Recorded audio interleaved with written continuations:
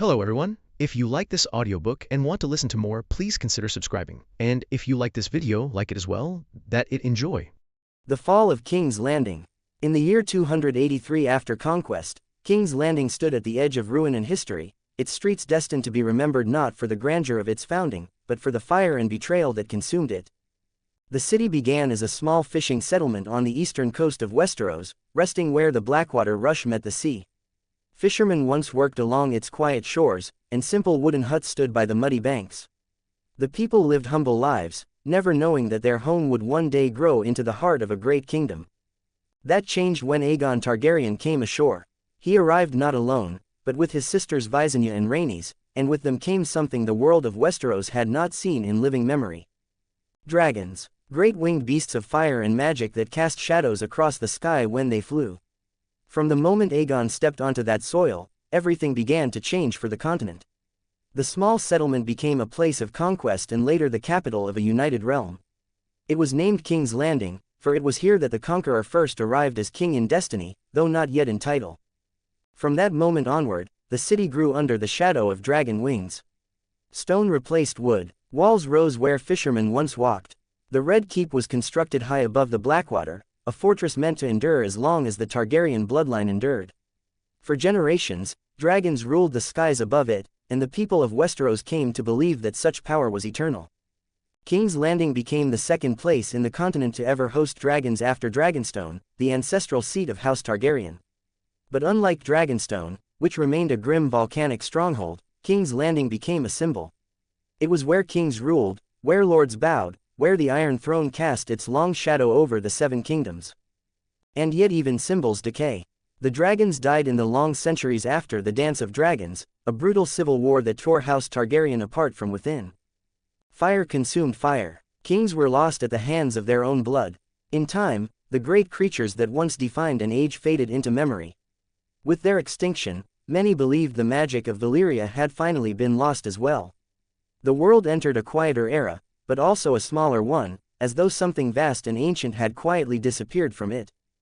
The Targaryens survived without their dragons, though the small folk said a dragonless Targaryen was like a lord without lands or a blade without steel. Some even dared to call them shepherds without their dragons, children of an ancient and doomed land. Yet they endured, clinging stubbornly to the Iron Throne with fading strength. In King's Landing, they became less a symbol of divine rule and more a fading echo of a forgotten age, no longer feared as they once were, but still impossible to ignore. Some believed that the Targaryens had once been like gods among men, and that their fall was inevitable. Others whispered that when any power reaches too high, the gods themselves grow jealous and bring ruin upon it. Such stories were told in taverns and markets, especially by those who had never seen Valyria but spoke of it as if they had walked its streets before the doom. By the year 283 after conquest, those whispers felt closer to truth than myth. For King's Landing was burning. The smell of smoke hung heavy over the city, thick enough to sting the eyes and suffocate the breath. Flames roared through streets and towers, devouring timber, stone, and all that lived between. The once proud capital of the Seven Kingdoms had become a battlefield where order had ceased to exist. Steel screamed against steel in narrow alleys. From broken windows came the cries of women who were raped as the city unraveled in their screams. Children called for their parents as they were being slaughtered. The city itself seemed to mourn today. Only days earlier, tension had filled every corner of the capital. The realm was fractured after word came of Prince Rhaegar Targaryen's death at the hands of Robert Baratheon in battle, the man now called the usurper by those still loyal to the crown. The news struck King's Landing like a wound that would not heal. Fear spread quickly, faster than rumor. The people knew, as they always had, that when kings and princes fall, cities do not remain untouched. They burn with them. Queen Rhaella had fled the capital with her youngest son Viserys, sailing for Dragonstone under the protection of loyal retainers. Their departure left a silence within the Red Keep that could not be ignored. King Aerys II remained within its walls, growing more isolated and unstable with each passing day, surrounded by paranoia and fading trust in those around him. The Mad King, as many now called him in whispers too afraid to speak aloud, had become both ruler and prisoner of his own fears. Outside the gates, war approached. The banners of rebellion moved steadily toward the capital. Robert Baratheon's forces, allied with Houses Stark and Arryn, pressed southward like a tide that could no longer be held back. The defenders of the city were few. The gold cloaks, once symbols of civic order, were stretched thin and uncertain in loyalty.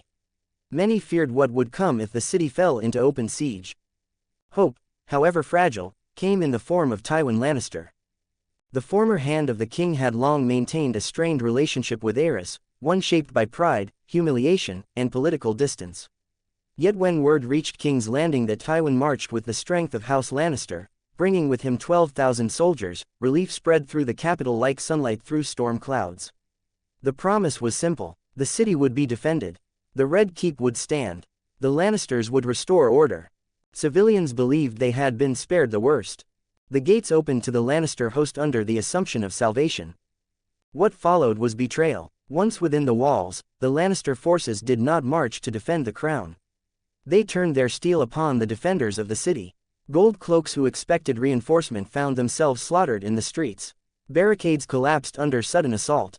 The cries of confusion turned into cries of terror as it became clear that the promised protection had become an invasion. The sack of King's Landing had begun. From street to street, the violence spread. Houses were broken into, their contents looted. Fires were set deliberately in places where resistance was strongest, while others burned simply because chaos demanded it. The roar of flames became constant, merging with the sound of collapsing beams and shattering stone. At the heart of it all stood the Red Keep, rising above the city like a silent witness to its own unraveling. Within its walls, King Aerys II remained surrounded by his final loyalists. His mind, already fragile, fractured further with every distant scream that reached the throne room. Suspicion consumed him. He saw betrayal everywhere, in the guards who stood too still, in the servants who moved too quickly, at every word that carried news of the approaching disaster. Outside, the city he ruled was being taken from him not by foreign dragons or ancient magic, but by men he once trusted. Tywin Lannister's decision had reshaped the fate of Westeros in a single stroke.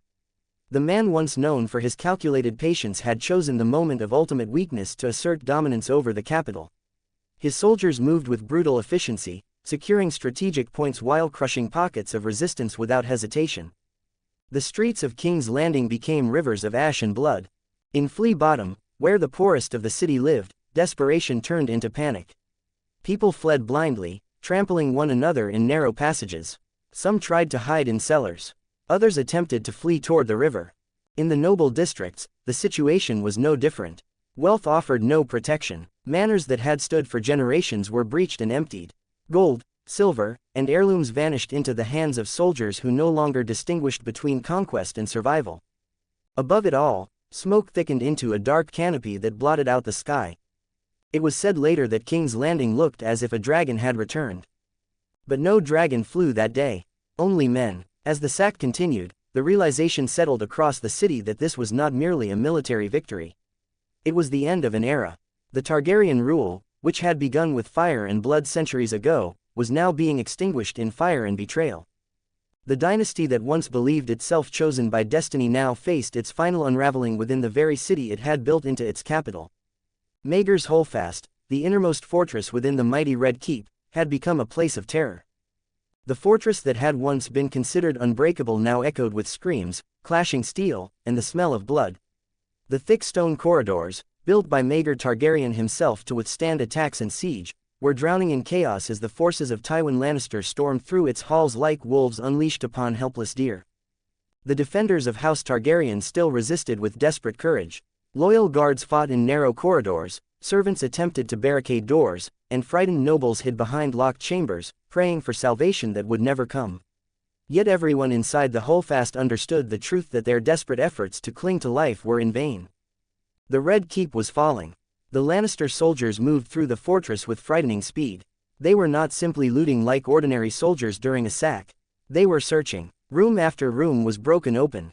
Doors were smashed from their hinges. Anyone unfortunate enough to stand in their path was butchered without hesitation. Knights died defending corridors already lost. Servants were cut down while begging for mercy. Even noble guests who had once been detained by the Mad King found themselves slaughtered where they stood. Among the countless crimson cloaks flooding the fortress, one soldier moved differently from the others. He ran alone through the corridors, breathing heavily beneath his iron helmet. Unlike the other men who shouted drunkenly while dragging treasures and screaming victims behind them, this soldier carried himself with urgency, almost desperation. He was tall and lean, carrying a spear rather than the sword most Lannister men preferred. A red cloak draped over his shoulders, stained with soot and splashes of blood. Upon his chest was embroidered the golden lion of House Lannister, though the armor itself was plain enough to reveal that he was no knight, merely a common foot soldier among thousands. His face remained hidden beneath his helmet, only the lower half visible. Sweat ran along his jaw as he struggled to catch his breath. He had been running for a long time. The soldier climbed another staircase, boots slamming against the stone as distant screams echoed through the holdfast. His breathing grew harsher with every step. "Shit," he muttered beneath his breath. "Shit, I hope I am not late." His voice trembled slightly, "Otherwise all this suffering will amount to nothing." He reached the second floor and immediately began searching through chambers one after another. Each room revealed scenes more horrifying than the last. A naked servant girl lay dead against a shattered table, her throat cut so deeply her head barely remained attached to her neck. A wounded knight in white armor tried to crawl across the floor while a pair of Lannister soldiers laughed as they stabbed him repeatedly in the back. Further down the corridor, the soldier froze briefly as he witnessed something even worse. 3 Lannister men had cornered 2 noblewomen against a wall. One woman was already dead, her torn dress soaked in blood. The other still struggled weakly while the soldiers laughed like drunken beasts as they were trying to strip her. The young soldier clenched his jaws so tightly it hurt. Disgust burned inside him. The men around him were not soldiers anymore. They were not monsters, nor beasts, but simply men freed to do whatever they wished without fear of consequence. And this was the face of men here, stripped of restraint and unbound by fear. Some were drunk on violence. Others reveled in the freedom that came with the collapse of law and order. The sack of a city transformed ordinary men into creatures capable of unspeakable cruelty, and nowhere was that truth more visible than inside the dying halls of the Red Keep. The soldier looked away and forced himself onward. He could do nothing. He too was powerless, and even if he managed to save them, they would not be spared from the thousands of soldiers gathered outside the Red Keep. Whatever had brought him into this nightmare mattered more. As he continued upward toward the higher floors of the holdfast, his anxiety only worsened. "Fuck you, Mountain," he hissed quietly. "Where are you, you oversized ogre?" So that was it. He had been following Sir Gregor Clegane. Or rather, the thing men called Gregor Clegane. Even among hardened soldiers, the Mountain was feared. Stories followed him wherever he went. Stories of villages burned for amusement. Stories of women violated before their families. Stories of men ripped apart by his bare hands. Many believed he was less man and more beast wrapped in human flesh. The young soldier had followed him into the holdfast but lost sight of him amid the chaos below. Now panic gripped him harder with every passing moment. Because if Gregor Clegane had reached his destination first, then it might already be too late. The soldier climbed another staircase quickly, nearly slipping on blood spread across the stone steps. Somewhere nearby, a woman suddenly screamed. Not the scream of someone startled. The scream of someone witnessing horror. The soldier immediately rushed upward 2 steps at a time. Then he heard it clearly. A woman's desperate plea rang through the corridor, hoarse from terror and grief. "No, no, please. I beg you, not my son, please." The words struck him like a hammer. The soldier sprinted toward the sound. As he turned into the corridor, he nearly stopped dead in shock. 2 bodies lay sprawled across the hallway. Royal guards. Even through the blood, the golden cloaks were unmistakable. One of the guards had been cut nearly in half. The upper portion of his body rested several feet away from his legs, his entrails spread across the floor like spilled ropes. The stone beneath him had turned black with blood. The second royal guard leaned lifeless against the wall with his throat crushed inward so violently it looked as though a giant hand had squeezed the life from him. The soldier stared in horror. "What kind of monster is he?" he whispered. "No ordinary man could have done this. Only Gregor Clegane could leave behind such destruction." The woman screamed again. The soldier forced himself to move. He ran past the mangled corpses and reached the chamber from which the cries emerged. Then he stopped as his blood turned cold. 2 comments 0 vote. The pleading of a princess. Inside the room stood Sir Gregor Clegane, enormous even beneath his armor. He looked less like a knight and more like a towering executioner dragged from the depths of hell itself. Blood covered his steel gauntlets and splattered across the white walls behind him. At his feet lay another dead guard, his skull crushed so completely that fragments of bone and flesh painted the floor. A woman knelt nearby clutching a young child desperately against her chest. Princess Elia Martell. Her silver and gold gown was torn and stained with soot. Tears streamed down her face as she shielded her son with trembling arms. Young Prince Aegon Targaryen cried weakly against his mother's chest, far too young to understand the nightmare unfolding around him. And beneath the large royal bed, another child hid trembling in terror. Princess Rhaenys Targaryen. Tears streamed endlessly down her tiny face, her dark eyes wide with horror as she stared not at the giant knight standing in the room, but at the scene happening beside her. Her maid lay sprawled across the floor, screaming in agony. Sir Amory Lorch stood over the woman with a grin twisted by cruelty. The stout knight looked almost pig-like, his thick face glistening with sweat beneath his helmet. In his hand was a dagger buried deep inside the maid's chest.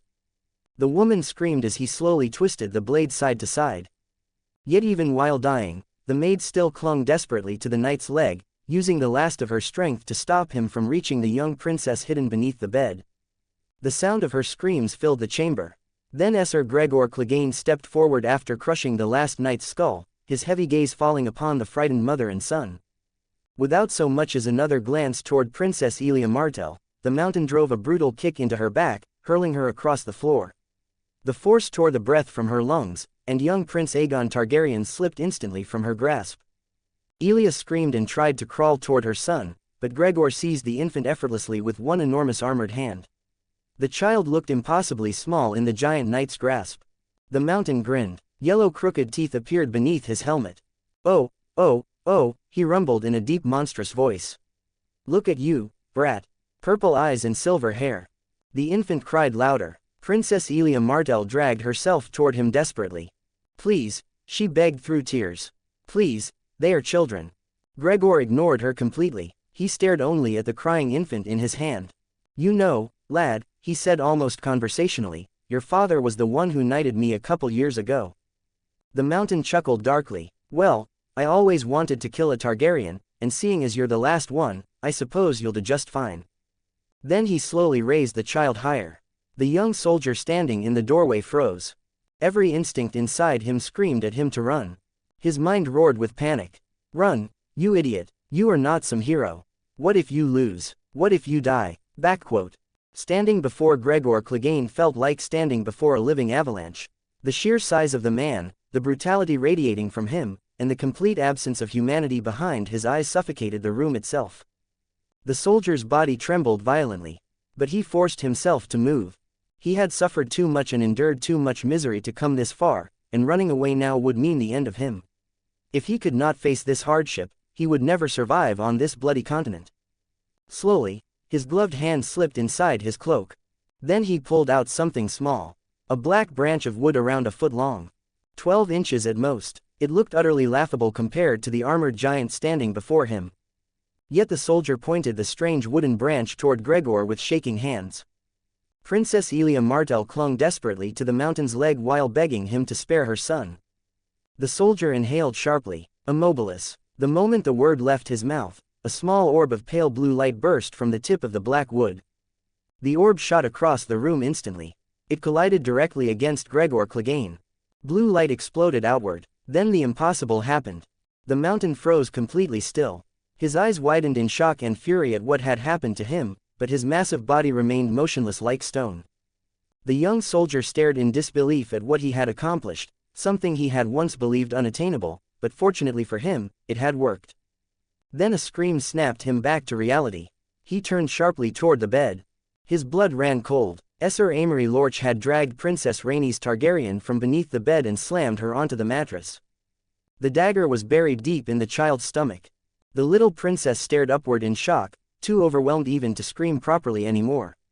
Blood spread rapidly across the sheets beneath her tiny body as her breathing became ragged and uneven. Everything had happened too fast.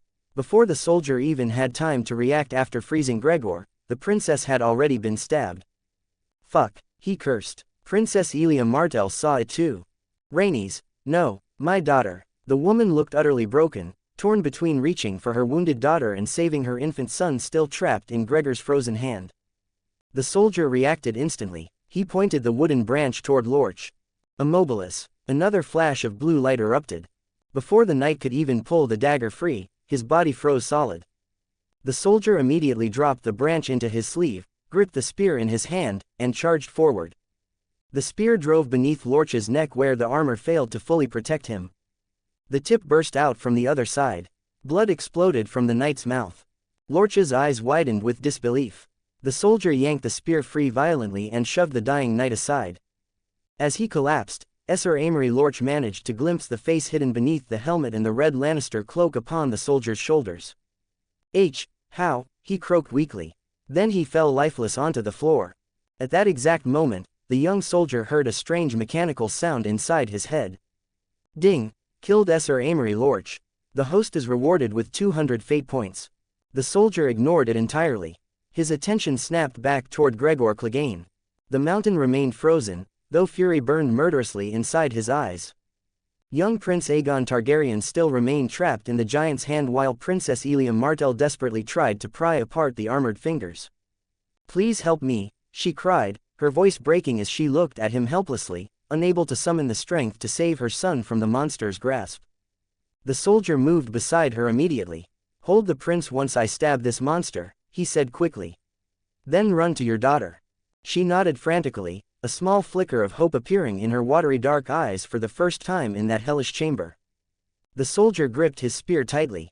Then, with every ounce of strength he possessed, he rammed it upward beneath Gregor's exposed jaw. The spear pierced deep into the giant's skull. Blood erupted across the soldier's face. Warm metallic liquid splashed onto his lips and inside his mouth, making his stomach churn violently. But fear drove him onward. He pushed the spear deeper and deeper into the mountain's head, terrified the monster might somehow survive. Then, just to be certain, he pointed the wooden branch again. Immobilis. Blue light struck the dying giant once more. Only then did the soldier turn away to help Princess Elia Martell. She was sobbing uncontrollably while struggling to open Gregor's frozen fingers around her son. "It's okay," she whispered shakily to the crying infant. "Mother will save you, mother will save you." The soldier hurried beside her. "Hold the prince, my lady. I will help." Together they forced apart the mountain's fingers enough to free the child. The moment Prince Aegon Targaryen was pulled free, Elia clutched him tightly against her chest. The soldier suddenly heard the strange sound again. Ding! Killed Sir Gregor Clegane. The host is rewarded with 500 fate points. He barely acknowledged it, his attention shifted toward the bed. Princess Rhaenys Targaryen was breathing weakly now, her small body trembling from pain and blood loss. "Mommy," the little girl whimpered softly. "My stomach hurts." Princess Elia Martell nearly shattered hearing those words. "Oh, it's okay, my sweetling," she cried while stroking her daughter's hair. "Maester Pycelle will heal you, all right."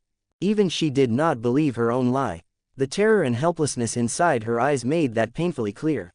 Then she looked toward the unknown soldier again. "Please save her," she begged desperately. "I don't know what to do." Tears streamed endlessly from her beautiful eyes. The soldier quickly pulled out a tiny glass bottle containing glowing green liquid. He knelt beside the bed.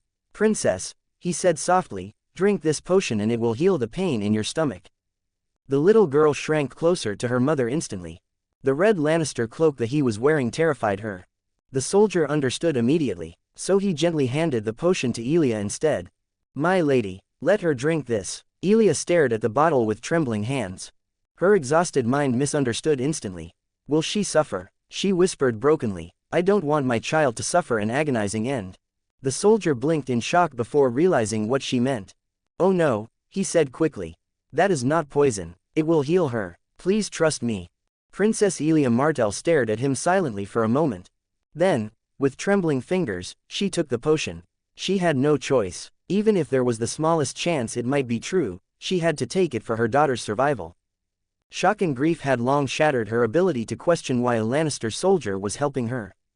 "Here, my love," she whispered to her daughter. "Drink this. You will be all right." The little princess obeyed weakly.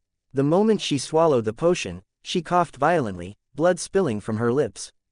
Elia tensed in panic. Meanwhile, the soldier hurried to the door and listened carefully for approaching footsteps before shutting it tightly. Then he turned back toward the bed. Princess Elia Martell was staring at her daughter in complete disbelief. The bleeding had stopped. The wound in the princess's stomach was healing before her eyes. Flesh slowly closed itself together as though time itself reversed. "How?" Elia whispered in shock. The soldier approached calmly. Now is not the time for questions, my lady.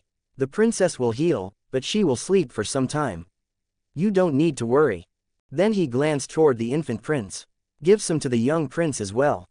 The whole floor is crawling with Lannister soldiers. If they hear children crying, they will come here. Elia immediately nodded. She carefully fed a small amount of the potion to Prince Aegon Targaryen. Slowly, the infant calmed and drifted toward sleep. The room finally grew quieter. Princess Elia Martell finally managed to breathe properly after seeing that her two children were safe, at least for the moment. As she gently laid her sleeping daughter upon the bed, she looked toward the mysterious soldier. "Did Rhaegar send you?" she asked quietly. "Or my brothers?" The soldier opened his mouth to answer. Then suddenly both of them heard a rough coughing sound from somewhere inside the room. Cough, cough. 4,0 vote. The light in the darkness. Both Princess Elia Martell and the soldier immediately turned toward the sound, tension gripping the room once more. For a terrifying moment, both feared another enemy had survived. Then, from the corner of the chamber, they saw a young woman leaning weakly against the wall. A sword was buried through her chest. The girl looked no older than her late teens. Black hair clung to her pale face while blood soaked the front of her dress. Her olive skin had lost nearly all color, yet despite the agony twisting across her features, she still forced herself to remain standing. "You have to flee, my lady," she whispered hoarsely. "Mare." Princess Elia Martell rushed toward her immediately. As she reached the wounded servant, panic filled her eyes. "It's okay," Elia said desperately while supporting the girl's body. "It's okay, Mare. You will be all right." The young woman smiled faintly. Blood stained her teeth crimson, giving her exhausted smile an oddly fierce appearance. "I am sorry, my lady," Mare replied weakly. "But I think I shall join the stranger very soon." "No," Elia said immediately, shaking her head frantically. "No, do not say such nonsense." Then suddenly she remembered the potion. Hope flashed across her face. "Wait," she said quickly. "I will give you the potion. You will be fine just like Aegon and Rhaenys." She hurried back toward the bed and grabbed the nearly empty bottle. Only a little remained. Still, she returned quickly and held it toward the wounded servant. "Here," Elia whispered. "Drink it, it will heal you." Mare obeyed without argument and swallowed the remaining potion completely. Before anything else could happen, however, the soldier stepped forward suddenly and yanked the sword from her chest. Mare screamed in agony and clutched tightly onto Elia's arm. Princess Elia Martell looked toward the mysterious soldier with confusion and a flash of anger. "What or why?" The wound would not close while the blade remained inside, the soldier interrupted calmly. "So I had to remove it." Elia stared at him anxiously. "At least you could have warned me." The soldier ignored the complaint entirely. "She will not heal completely," he explained while examining the wound. "The bleeding has stopped, which is a good sign, but the wound itself will still need time to heal." Then his voice became serious again. "We don't have much time. Soon the last loyal guards of the king will die. After that, more soldiers will flood this floor." Princess Elia Martell paled immediately at his words. "But how do we flee?" she asked desperately. "You said the entire Red Keep is full of rebels." The soldier hesitated. Truthfully, he himself had no idea. This was his first time inside the Red Keep. He barely understood its layout, much less how to escape it safely. Then suddenly he looked toward Elia hopefully. "My lady, do you know anything about the secret passages inside the castle? We may escape through those." Elia's face fell. "I don't know." Silence filled the room briefly. Then a weak trembling voice interrupted them. "I know where one of the secret passages is." Both immediately turned toward Mare. The wounded servant pushed herself shakily away from the wall despite the pain clearly tearing through her body. "Where?" the soldier asked quickly. "Tell us." "There is one downstairs," Mare whispered. "Near the granary." The soldier's eyes brightened slightly. Mare slowly forced herself upright while hissing softly from pain. "I am very sleepy, my lady," she murmured weakly. "So I shall try to lead you quickly." Then she looked toward the soldier. "Let's go." She turned toward Elia. "My lady, carry the young prince. I will take Princess Rhaenys." Princess Elia Martell immediately shook her head. "You are wounded. You cannot carry her." Her hopeful gaze shifted toward the soldier instead.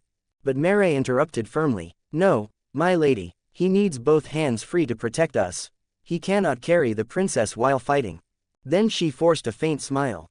"I am not bleeding anymore." Elia hesitated before finally nodding weakly. Instead of handing over Rhaenys, however, she carefully passed sleeping Prince Aegon Targaryen into Meray's arms. "Take Aegon instead," she whispered. "He is lighter. I will carry Rhaenys." Meray accepted the prince carefully.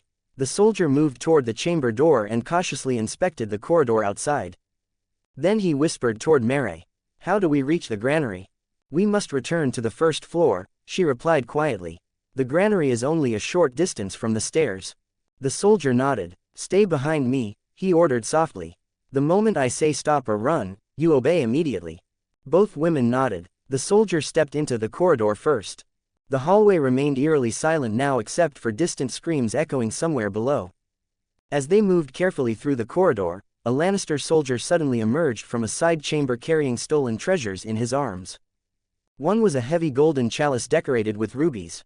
The other appeared to be an expensive Myrish lace gown stolen from some noblewoman's chambers. The looting soldier froze upon seeing them, but before he could react, the mysterious soldier pointed his wooden branch toward him. Immobilis. A flash of blue light struck the man instantly. The soldier froze mid-step, his frightened eyes still moving helplessly while his body remained completely rigid. Both Elia and Meray stared in amazement. Neither understood what strange power the mysterious man wielded. But this was not the time for questions. "Stay close," the soldier whispered. They hurried toward the staircase. As they passed the bodies of the fallen royal guards, Princess Elia Martell slowed briefly. "Esser Bresberry," she whispered sorrowfully. Her eyes lingered upon the dead golden cloaks. Meray gently touched her arm. "Let us go, my lady," she said softly. "Do not let their sacrifice be wasted." Elia swallowed painfully before following again. When they reached the second floor, loud shouting echoed from below. The soldier cautiously peered over the staircase. At least a dozen Lannister men filled the courtyard beneath them. Some searched rooms while others laughed among piles of stolen valuables. The path toward the granary was blocked. The soldier frowned as he thought deeply, searching for a solution. After a short while, his expression softened slightly, as though an idea had finally formed beneath the helmet that hid his face. He turned toward the women. "There are too many soldiers below," he whispered. "I will distract them." Both women immediately became tense. "If I fail," he continued calmly, "you run toward the secret passage immediately. Do not wait for me."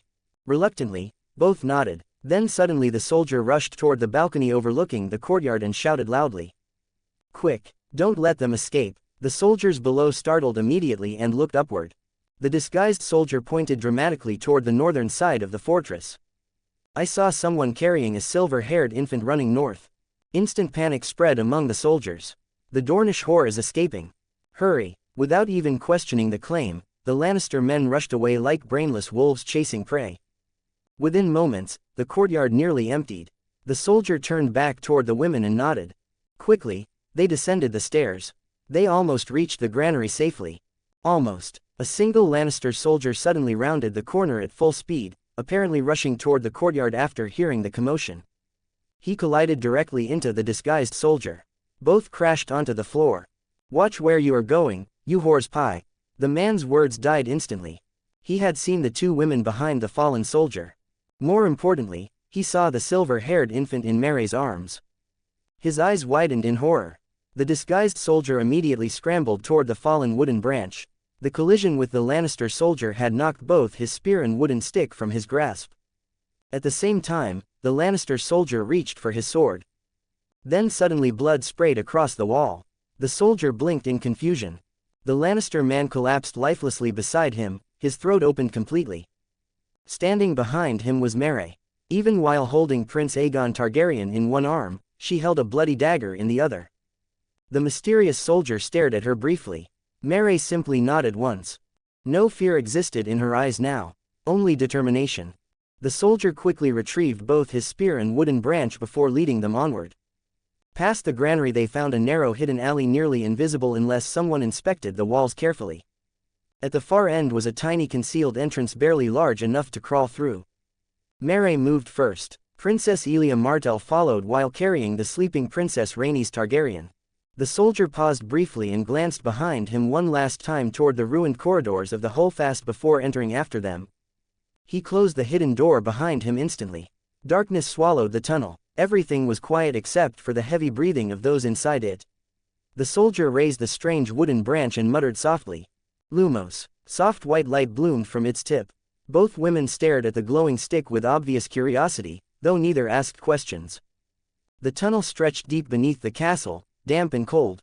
Where does this passage lead? The soldier asked quietly. Mary answered while guiding them forward. These tunnels connect to many places. Some lead to royal chambers. Others to different parts of the Red Keep. The soldier thought silently for a moment.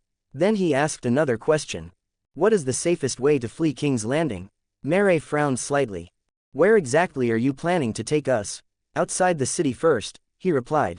Then perhaps to Dorne. Princess Elia Martell shook her head immediately. That is impossible by land. The rebels would search every road south. A ship would be safest. But the docks will already be filled with Lannister soldiers, Mary argued quietly. Going unnoticed there would be difficult. The soldier nodded grimly. And when they fail to find your bodies in the chambers, they will search the entire city. Both women became visibly tense. We cannot remain here forever, Elia whispered desperately. Silence followed briefly. Then the soldier finally spoke. Then Dragonstone is our best option. Both women looked at him. We reach Dragonstone first, he continued, and decide the rest later.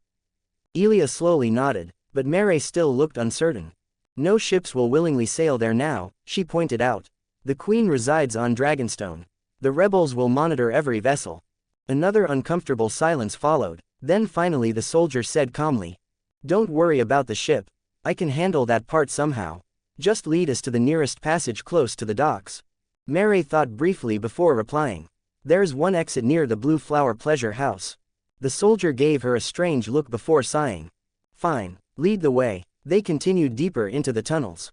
After some time, the soldier suddenly asked quietly. Why did you not flee before the sack began?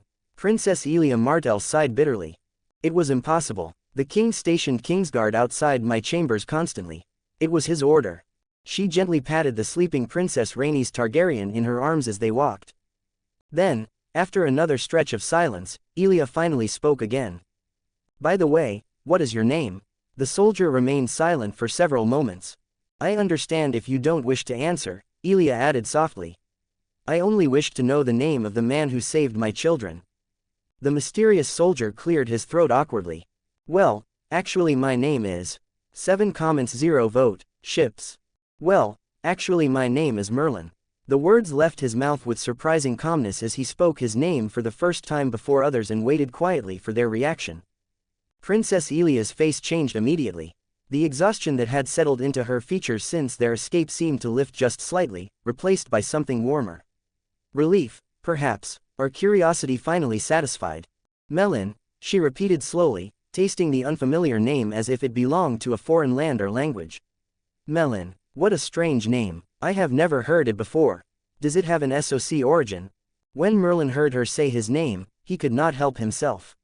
A quiet laugh slipped from him, soft and brief, but enough to make Elia tilt her head in confusion. Her eyes narrowed slightly, not with anger, but with honest uncertainty. Why did you laugh? Did I say something wrong? He shook his head at once, raising a hand as if to calm her concern. Oh no, it is not serious. It is just that my lady pronounced my name wrong. That only deepened her confusion. She glanced toward Mary for confirmation, but the servant only shrugged slightly, as if she too was uncertain whether names from strange lands came with rules or not. Elia returned her gaze to Merlin, more determined now than before. Then you must say it properly, she said. If I am to speak it, I should speak it correctly. Merlin nodded once, obliging her request. He spoke slowly and clearly, as though patiently teaching a child who had just spoken its first word. It's pronounced like Merlin, my lady. He separated the syllables carefully, as if guiding her through each sound. Elia repeated it at once. Mer. She paused, concentrating. Lin. Merlin nodded approvingly. Yes, that is it. A faint smile formed on Elia's lips, as if she had just mastered something unexpectedly important. She repeated it again under her breath, quieter this time, almost testing it. Merlin. Merlin. They continued walking as she practiced, her voice weaving into the rhythm of their cautious steps through the narrow tunnels beneath the Red Keep. The air was damp and ancient, heavy with the smell of wet stone that had never known sunlight. Every few steps the path split into different tunnels, and each time they reached a dead end, they were forced to stop, reconsider their direction, and retrace their steps before choosing yet another uncertain path.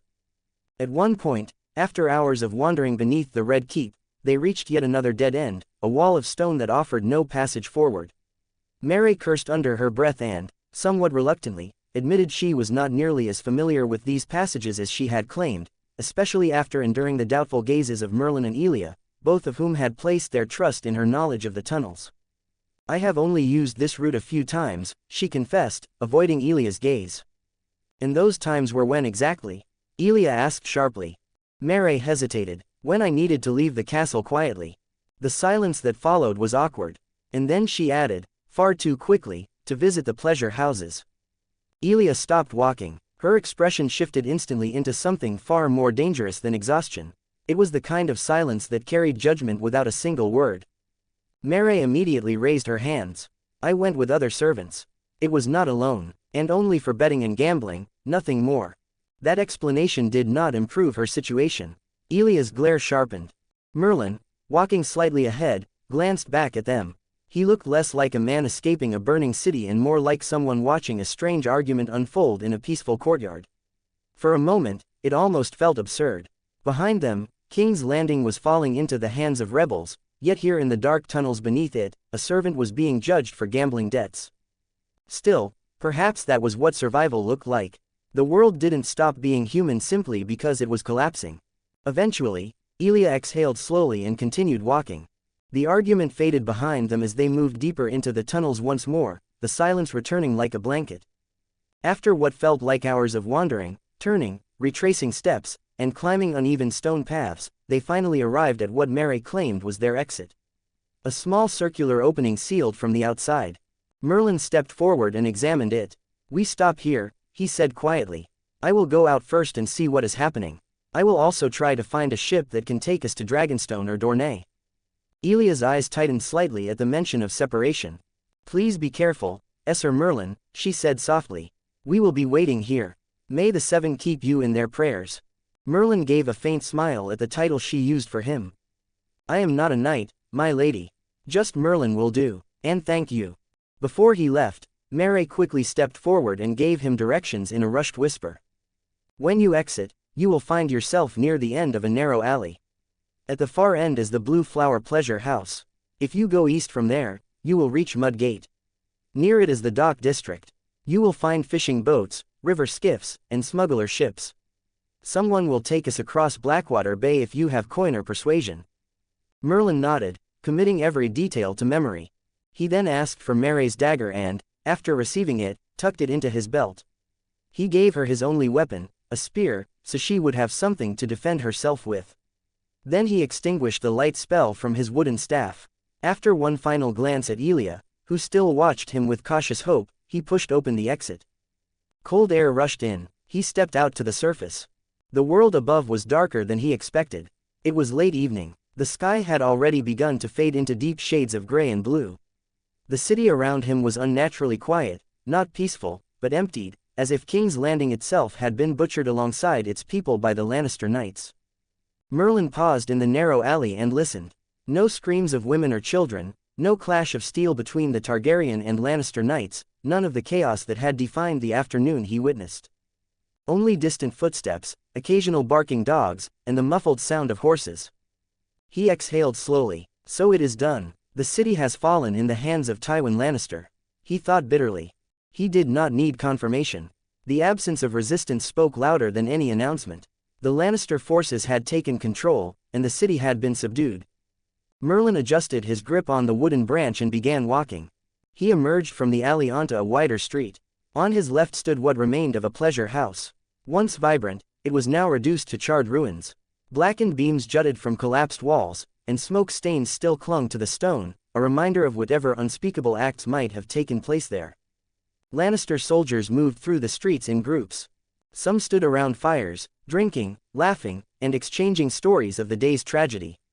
Their voices were loud, careless, and arrogant, filled with pride that felt almost celebratory. They spoke of who they had killed, who had killed more, and the different ways they had taken the lives of their so-called enemies, many of whom were children and defenseless small folk. They also spoke freely of the spoils they had taken, which they believed were rightfully theirs. Merlin walked past them without drawing attention. The Lannister cloak he wore, along with the sigil on his armor, granted him silence. No one questioned him or stopped him. As he pushed further east, the streets grew eerily quiet. The small folk had either fled, been slaughtered, or barricaded themselves behind shuttered doors. What remained were the dead, bodies left where they had fallen, untouched and unclaimed, their fearful kin too terrified to drag them inside. He passed through long streets until he reached a wide open road leading to the docks. On the far side rose a large gate guarded by Lannister soldiers. Beyond it, the wind was seasoned with the sea's own blood. Blackwater Rush stretched into the Blackwater Bay, dark and endless. Ships and boats filled the harbor, some anchored, some waiting, some trying to leave but blocked by patrols. Merlin slowed his pace, surveying the area. So this is where I have to find a ship to take us out of this hellhole. He crossed the gate without difficulty, his disguise still working in his favor. The dock district was chaotic in a different way. Not violent, but tense. Fishermen shouted at soldiers. Merchants argued over delayed cargo. Travelers pleaded for passage. No ship was allowed to leave without permission. The port was closed. Merlin scanned the area carefully until he found a man sitting near a small fire. The man looked tired, salt-stained, and bitter. A fisherman by the look of him. Merlin approached him and spoke in a low and calm voice. What is happening here? Why do the shipmen look like they are about to start their own rebellion? The man glanced at him, then noticed the Lannister cloak. His expression tightened, but he held his tongue. And you don't know, the fisherman said, his tone edged with contempt. Yet you wear that cloak. I just came from inside the city, Merlin replied calmly. I don't know what has been decided here. The man let out a rough sigh. They have closed the docks. No ship is allowed to leave or unload. Fishermen are stuck. Merchants are furious. Everyone is waiting while soldiers decide what becomes of them. Merlin looked toward the harbor. So that's why the fat merchants are arguing with our soldiers. They really do care about their goods, he said quietly. The fisherman gave a bitter laugh. Aye, and fishermen like me care about fish rotting in the hold while we are forced to sit and watch. Merlin studied him more carefully now. Are you a shipmaster? The man shook his head. No, just a humble fisherman. Disappointment flickered briefly in Merlin's mind, but he pressed on. Then who commands your ship? Suspicion replaced fatigue in the fisherman's expression. Why do you ask? Don't tell me you're going to help our drunken shipmaster in exchange for ale. Merlin narrowed his gaze slightly, letting the authority of the Lannister identity press forward just enough. Careful, I asked a simple question. Don't make it complicated. The fisherman stiffened at his cold voice, then quickly nodded. Fine, fine, I will take you. He stood and led Merlin through the crowded dock area. They passed anchored fishing vessels, small merchant boats, and larger ships held in place by guards. Eventually, they reached a modest fishing ship, not grand or a powerful one, but sturdy enough to survive the bay. The fisherman knocked on the cabin door of the ship. The knock echoed across the wooden hull of the fishing vessel, dull and heavy, quickly swallowed by the restless noise of the harbor beyond. For a few moments, there was only silence from inside the cabin. Then came the sound of something falling over, followed by a rough drunken voice. Oh, for fuck's sake, who is it now? The fisherman beside Merlin shifted awkwardly before raising his voice. It's me, Soda, sir. A pause followed, then the voice answered from deeper inside the cabin, louder this time and carrying the thick slur of a man far too deep into his cups. If you came to take my life, then don't bother. I have not slept with your mother for a long time, so she is probably warming some other bastard's bed in a brothel by now. Not that she was beautiful to begin with. Soda grimaced so hard it looked physically painful to endure. Merlin almost pitied him. It is a Lannister soldier who wishes to speak with you, sir, Soda said awkwardly. After long silence from inside, came the sound of uneven footsteps stumbling across wood, followed by the scraping of bolts being undone. The cabin door creaked open. A large man stepped into view. He was older than Soda by at least 20 years, broad-shouldered and thick-armed from decades at sea. His weathered skin was darkened by salt and sun, and his beard was wild and uneven, streaked heavily with gray. One eye looked slightly more open than the other, likely the result of too much ale rather than injury. But despite the drunkenness, the man's gaze sharpened immediately upon seeing the crimson cloak and golden lion upon Merlin's armor. His expression hardened at once. What more do you lot want from me? The shipmaster growled. If you came to humiliate me, then don't bother. I have already been humiliated enough today. His words stumbled over each other from drink, yet there was still resentment buried beneath them. Merlin did not waste time. Let us speak alone. The older man stared at him for several seconds before stepping aside and opening the cabin door wider. Well then, he muttered hoarsely. Come in, Great Lion Knight. Merlin entered. The cabin smelled like unclean bathrooms, seawater, and enough alcohol to drown a small army. Empty bottles littered the floor beside overturned mugs, while a dim lantern hanging from the ceiling swayed gently with the movement of the ship. Behind him, the shipmaster turned toward Soda and muttered something too low to hear before shutting the door firmly. The moment the door closed, the noise of the harbor became distant and muffled. The shipmaster stumbled toward a table cluttered with maps, mugs, and bottles before dropping heavily into a chair. So, he said while reaching for another bottle, to what do I owe the pleasure of the great Knight of Lannister? Merlin remained standing as his eyes quietly inspected the cabin. I need your ship. The shipmaster blinked once. Then he barked out a short humorless laugh. My ship, he repeated. Your lions have already taken the city, blocked the harbor, and chained every poor bastard to these docks. Now you come asking for boats too. I am not here for cargo, Merlin replied calmly. I need passage, out of the city, immediately. The older man narrowed his eyes. Everyone wants to leave, he said sharply. Merchants, sailors, nobles hiding from their enemies, cowards running from war, but no ship leaves this harbor without the Lannisters allowing it. Merlin glanced toward the small round window beside the table. Outside, the harbor remained tightly controlled. Soldiers patrolled between ships in pairs. Torches flickered along the docks while nervous sailors argued with armed guards. No vessel could move without drawing attention. The harbor was a cage, and cages required distractions if one wished to escape them. The shipmaster followed Merlin's gaze before looking back at him. Aren't you one of them? He asked suspiciously. Why not ask your Lord Commander for permission? I don't have time for permission. The answer made the older man study him more carefully. Then slowly, a crooked grin spread across his face. Ah, he said knowingly. So it is that kind of business. He pointed drunkenly toward Merlin. You are hiding something from your masters. Otherwise you wouldn't be sneaking around a fishing boat at night. Merlin rolled his eyes slightly. Something like that. The shipmaster leaned back in his chair with a smug expression, clearly pleased with his own deduction. If I help you, he said, and the Lannisters discover it, then I lose my ship, my crew, and probably my head. You will be paid well, Merlin answered with a lie. More gold than this ship sees in years. Dozens of golden dragons. The older man snorted loudly.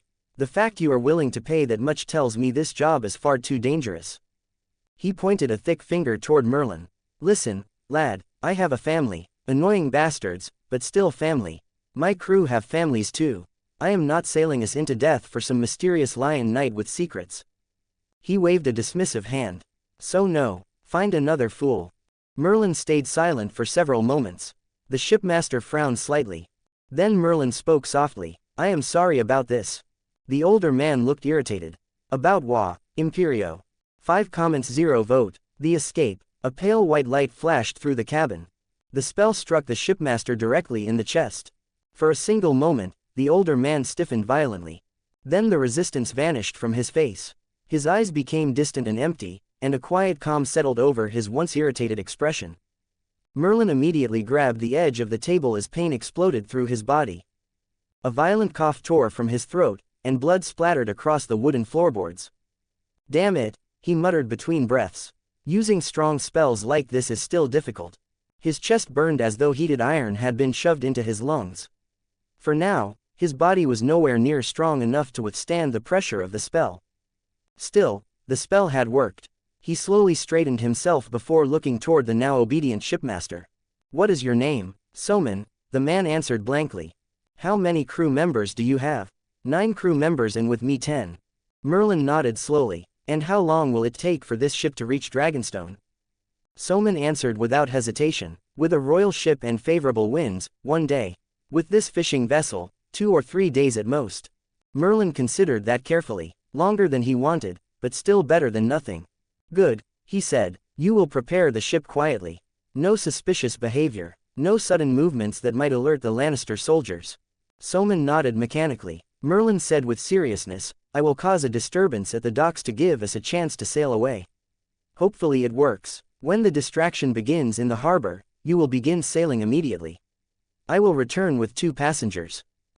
Merlin walked toward the cabin door before stopping midway. One more thing. Soman looked up blankly. Clean this cabin. The older man blinked slowly.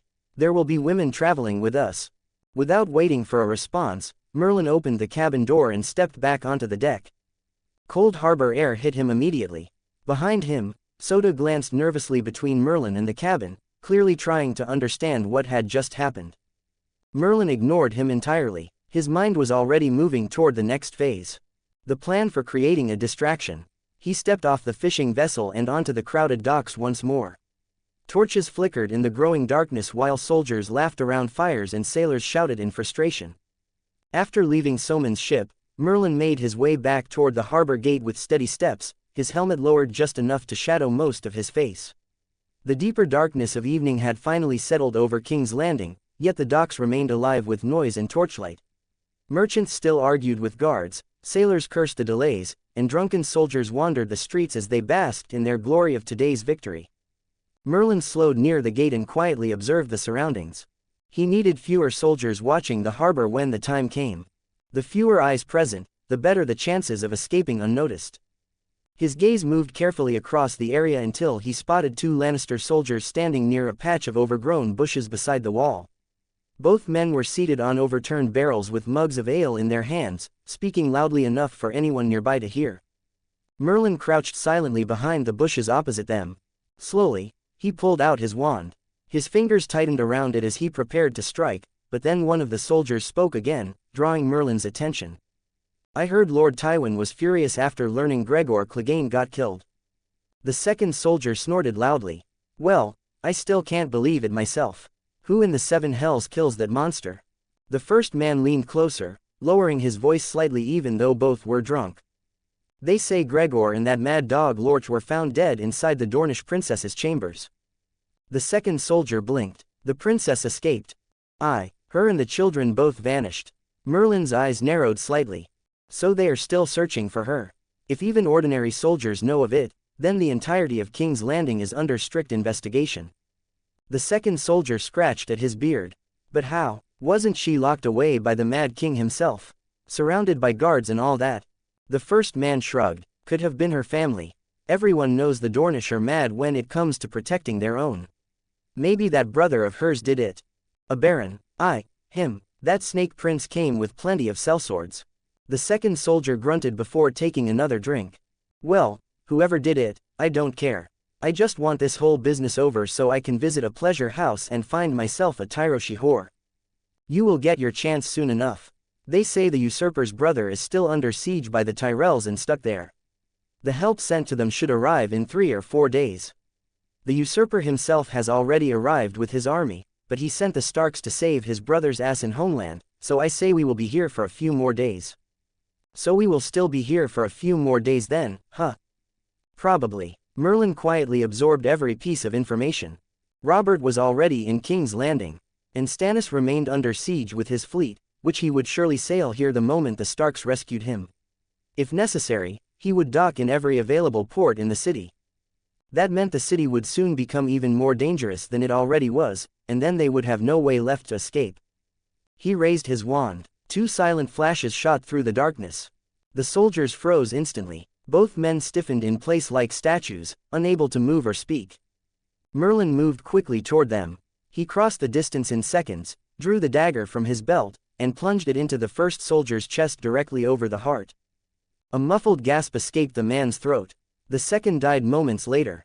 Merlin caught the bodies before they collapsed loudly and dragged them into the bushes one at a time, covering them as best as he could beneath shadows and overgrown weeds. For several moments, he simply stood there breathing quietly. Then he looked down at his bloodied hands. Fuck, he muttered under his breath. The word came out hollow. Who would have thought someone like me would end up killing people left and right without even feeling guilt anymore? His eyes lingered on the bodies. A bitter laugh escaped him. This damned world made me into a killer. He rubbed his face tiredly before lightly smacking the side of his own head. Get yourself together, he whispered. What are you now, some brooding vigilante? The absurdity of comparing himself to Batman in the middle of a medieval harbor almost made him laugh again. Almost. Instead, he pushed the thoughts aside and continued moving. Over the next stretch of time, Merlin carefully reduced the number of guards around the outer docks. He avoided groups and targeted isolated soldiers only when he was certain their disappearance would not immediately be noticed. Some were lured into dark alleys. Others vanished behind abandoned warehouses. Every body was hidden, every kill was quick, but he avoided unnecessary risks. If soldiers stood too close together or patrols moved frequently nearby, he simply passed them by. There was no point dying over greed. Once he finished, Merlin made his way back toward the alley near the burned remains of the Blue Flower Pleasure House. The city around him felt even quieter now, or perhaps he had simply grown numb to it. Reaching the hidden entrance, he knocked carefully against the stone. Moments later, the concealed opening shifted. Merlin slipped inside. Darkness greeted him immediately. With a flick of his wand, soft light illuminated the tunnel. Both women instinctively shielded their eyes for a moment after sitting so long in darkness. Elia rose quickly. "What happened?" she asked anxiously. "Is there a way out for us, Sir Merlin?" Merlin noticed the hope in her expression. It was fragile one. Dangerously fragile for the face of a princess. Still, he nodded. "Yes," he answered. "There is a ship waiting for us. It will take us to Dragonstone." Relief spread visibly across Mary's face while Elia closed her eyes briefly, almost as though thanking the gods in silent prayer. Merlin then noticed movement beneath Elia's chest. Little Rhaenys had awakened. The young princess stared at him curiously with tired dark eyes, still too young to fully understand the events unfolding around her. Mary immediately stood. "Then we should leave before something goes wrong." Merlin handed the clothes and robes he had stolen from abandoned homes to the women. "Wear these," he said quietly, "and cover the princess's hair. His silver hair draws too much attention." Elia nodded immediately. "I understand." Merlin stepped outside the passage once more to give them privacy. Several minutes later, the hidden entrance opened again. Both women now wore dark cloaks and rough common clothing beneath them. Their noble appearance had been dulled as much as possible, though Elia still carried herself with too much grace to truly resemble a commoner. Rhaenys remained hidden beneath layers of cloth in Elia's arms. Merlin studied them briefly before nodding. "Stay close to me. Don't speak unless necessary." The three of them moved carefully through the streets. Several times they were forced to hide behind ruined buildings or abandoned carts while Lannister patrols passed nearby. Torches swept across streets only moments away from them more than once. Every second felt stretched thin. At last, they reached the harbor gate.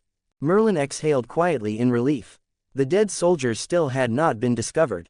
A miracle in itself. He motioned for the women to remain hidden behind stacked cargo near the alley while he moved ahead alone. Crossing through the gate once more, Merlin walked calmly toward the opposite side of the docks where several abandoned merchant vessels remained moored together. He quickly entered the first ship. Inside were crates filled with lamp oil, cloth, and dry timber. Perfect. With controlled movements, he spread oil across the lower deck before igniting it with fire. Flames immediately began feeding hungrily upon the wood. Merlin moved to the next vessel. Then another. Smoke soon began rising into the night sky. By the time he returned toward the gate, the first shouts had already started. "Fire! Get water! The ships are burning!" Within moments, chaos erupted across the harbor. Sailors rushed toward their vessels in panic while merchants screamed about their cargo. Dockworkers ran wildly carrying buckets while flames spread from one ship to another. Lannister soldiers immediately abandoned their posts and charged toward the burning vessels. The harbor became madness, exactly as Merlin intended. He hurried back to Elia and Mary. "Now," he said sharply. The women followed him immediately. Amidst the confusion, smoke, shouting crowds, and running soldiers, the three slipped through the gate unnoticed. Nobody paid attention to a few cloaked figures while half the harbor burned. They quickly crossed toward the opposite side of the docks where Soman's fishing vessel waited. The crew were already loosening ropes and preparing the sails. Soman himself stood near the helm barking orders with surprising authority despite the alcohol still lingering in his system. Merlin turned toward Elia. "Go inside the cabin, my lady. Quickly." Mary entered first with Aegon hidden beneath her cloak while Elia followed behind. Several crewmen glanced suspiciously toward the hooded figures disappearing into the shipmaster's cabin. Before any of them could question it, Soman roared across the deck. "What are you staring at, you useless bastards?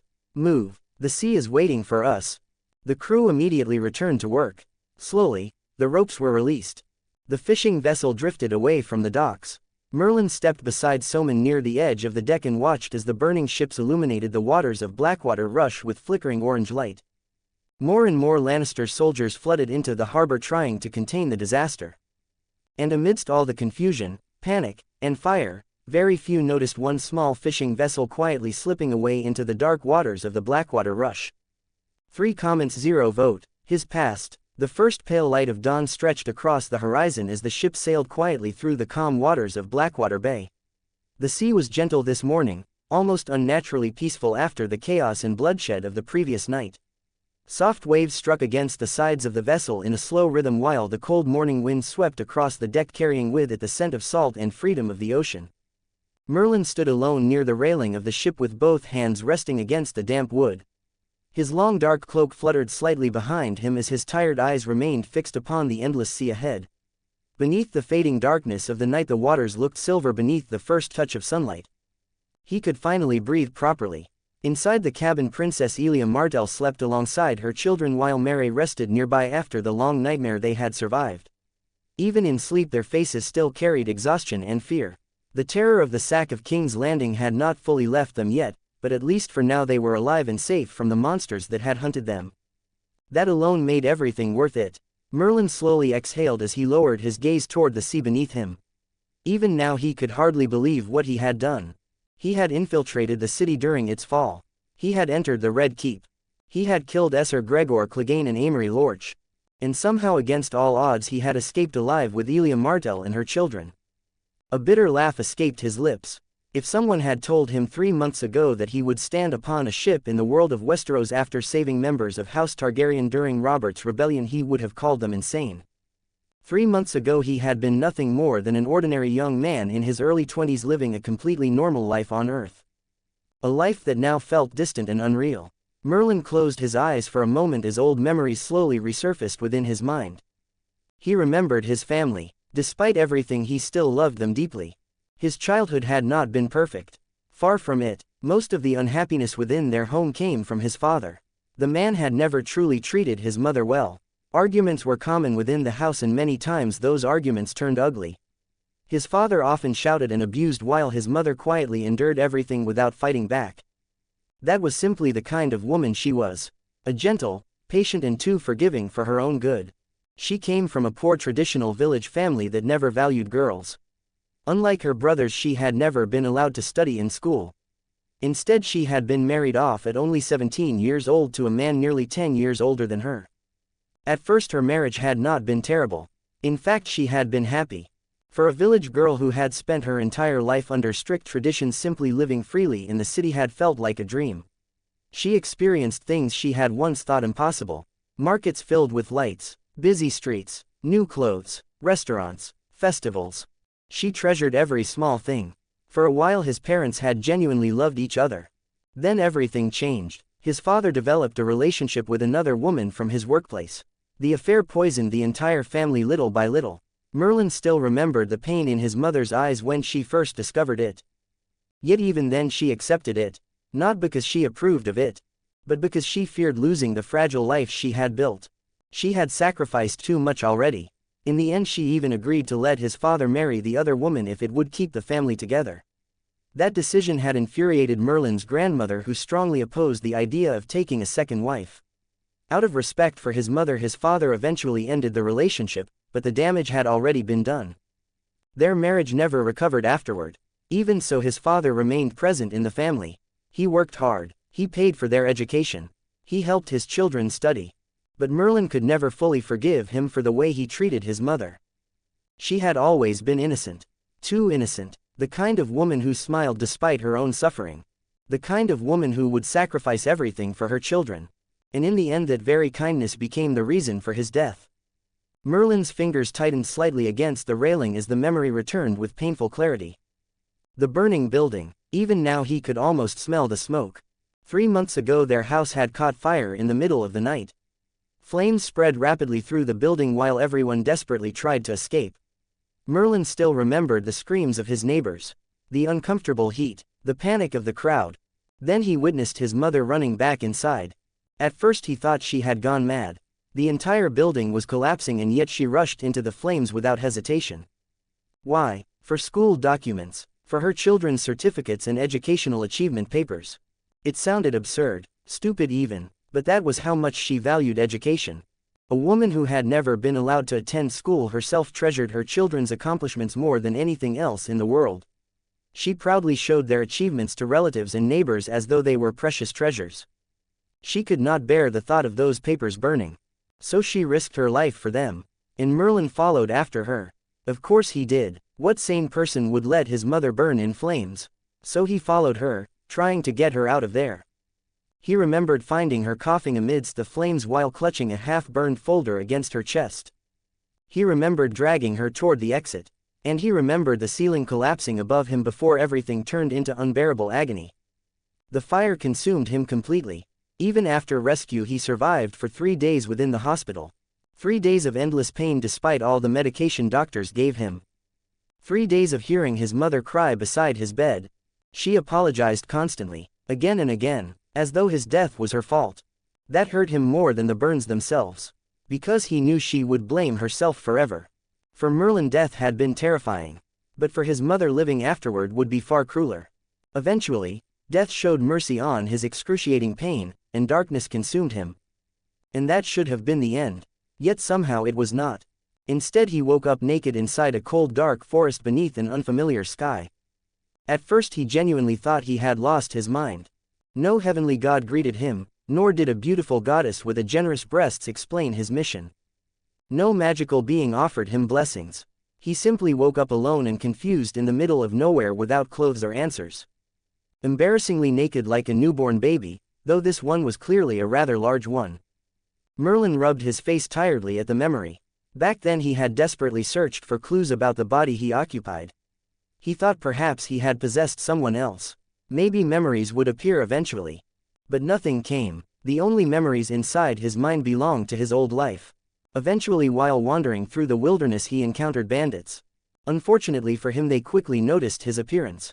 Instead of killing him immediately, they decided to sell him in Essos. Some joked about selling him to wealthy nobles while others laughed that rich women would pay fortunes for a face like his.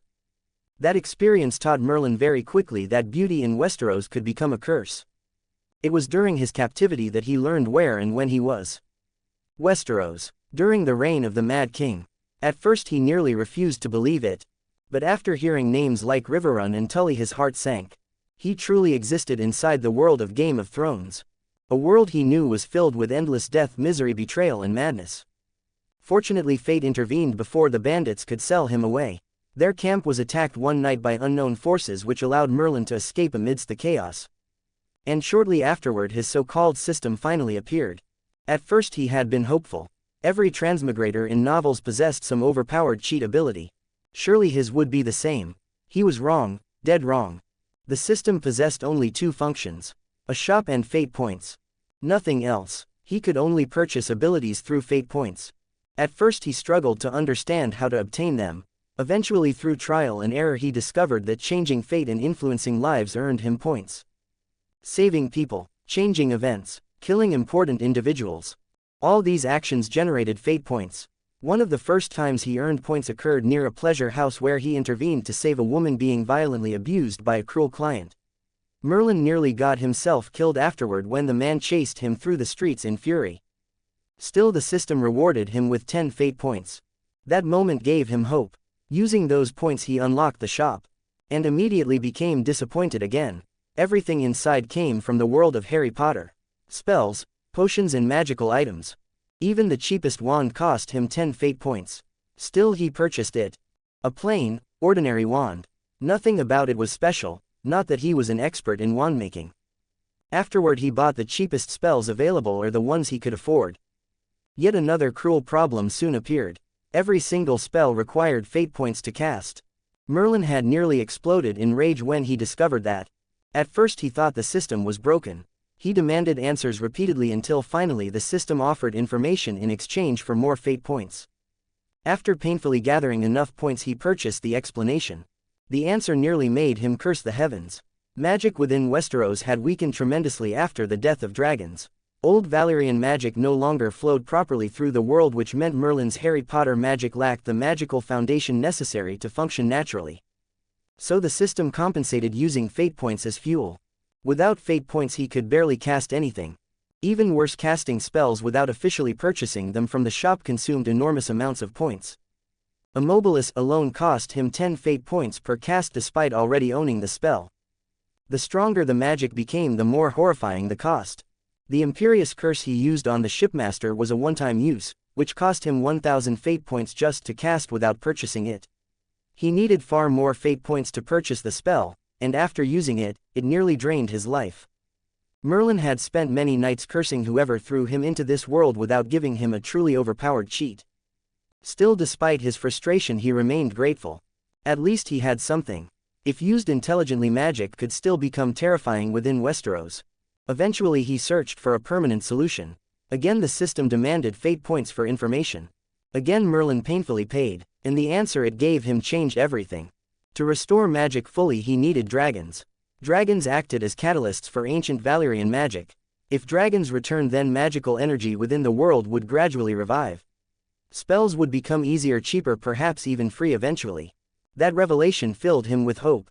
Until he checked the price of dragon eggs. 1,000,000 fate points. Merlin had nearly fainted on the spot. Hatching one required 10,000 fate points. The dream of hatching one was immediately shattered. Daenerys Targaryen had not even been born yet, which meant waiting for her dragons would take over a decade. So Merlin reached a conclusion.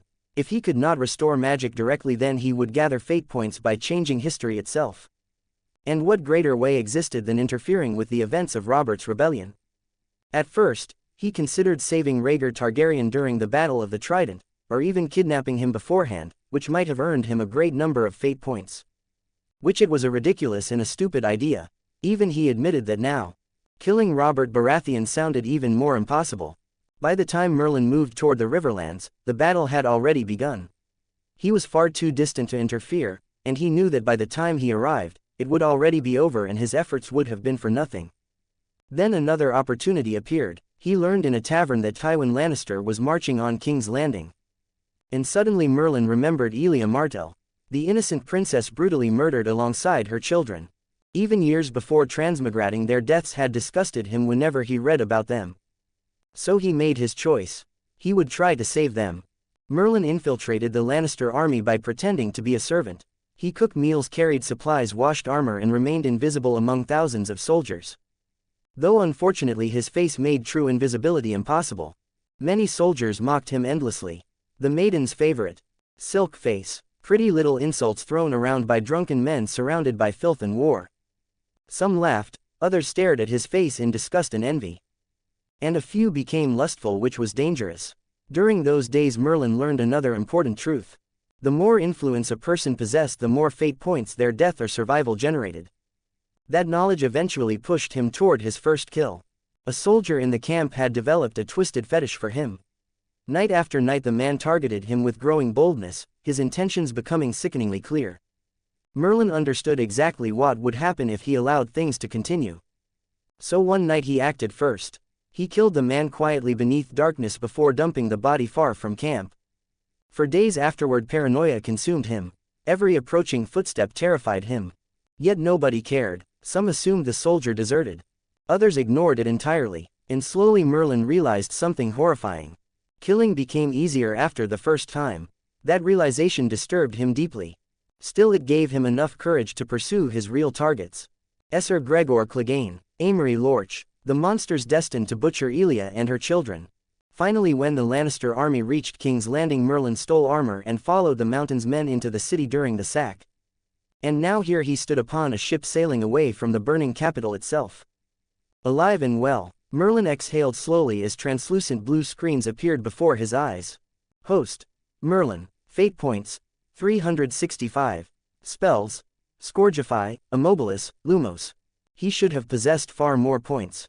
Unfortunately he had spent over 200 on healing potions after the battle.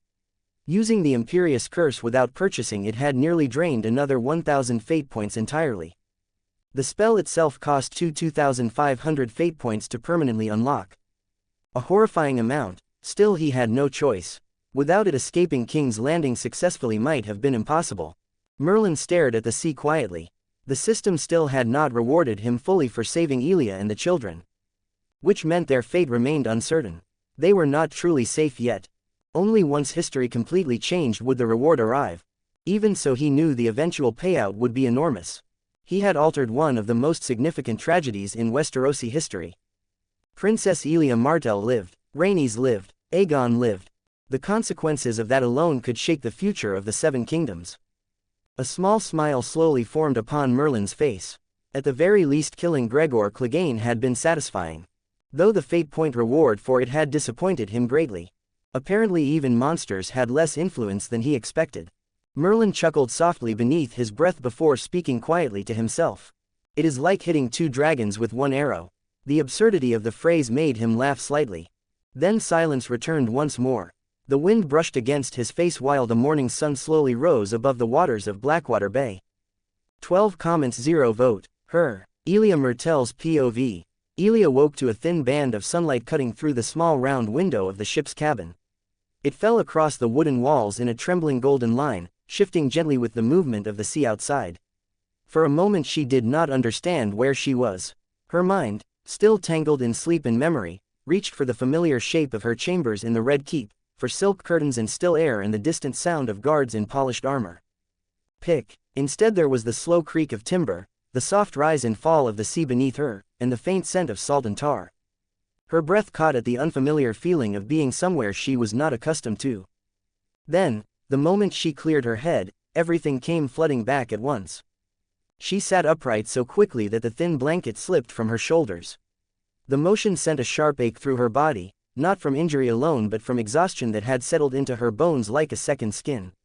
Her eyes widened as she took in the narrow space around her. The cabin was small, built for travel rather than comfort.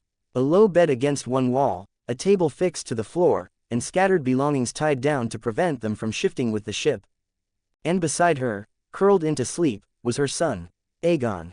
Elia stared at him for a long moment, as if afraid he might disappear if she blinked too hard. His small chest rose and fell steadily. One tiny hand rested near his cheek, his silver hair falling across his forehead in soft strands. He looked peaceful in a way that made something deep in her chest loosen, something that had been clenched so tightly for so long she had almost forgotten what relief felt like. Only when she was certain he was truly there did she exhale. Her gaze moved slowly, carefully, as though afraid to disturb the fragile safety of the moment. On the floor, near the foot of the bed, her lady-in-waiting lay asleep. The woman had wrapped herself in a thin cloak, using it as a makeshift blanket. One arm stretched protectively toward the children even in sleep, as if her duty did not pause even in dreams. Clinging to her side was Rhaenys, Elia's daughter, her small form pressed close for warmth and comfort. Elia's throat tightened. For a heartbeat, she could not breathe properly. Rhaenys was alive, and so was Aegon. Both of her children were alive. The realization did not come gently. It struck her with painful force, sharp and overwhelming, and she pressed a hand against her mouth to keep herself silent. Memories came rushing back uninvited. The screams of dying servants. The smoke from the burning city. Blood staining the stone floors of the Red Keep. The sound of steel clashing in the very place where she and her children should have been safest. She remembered the giant man. The brute force of him. The way the world had narrowed into terror and helplessness. She remembered thinking, with cold certainty, that this was where everything ended. Her children taken from her. Her line erased. Her life had been reduced to one final, cruel moment, witnessing the deaths of her beloved son and daughter. Her chest tightened painfully as the memory returned in full detail. She closed her eyes for a moment, forcing herself to breathe through it. In and out, slow and careful, the way she had been taught as a princess of Dorne, where survival was not always about strength but about endurance. But even endurance had its limits. Her thoughts drifted, unwillingly, to Rhaegar. The ache in her chest deepened into something more complicated. Not only grief, but anger, humiliation, and a strange lingering sorrow she had never fully been able to bury. There had been a time when she had loved him. Not the love of songs or foolish dreams, but something quieter, built from duty and shared hopes.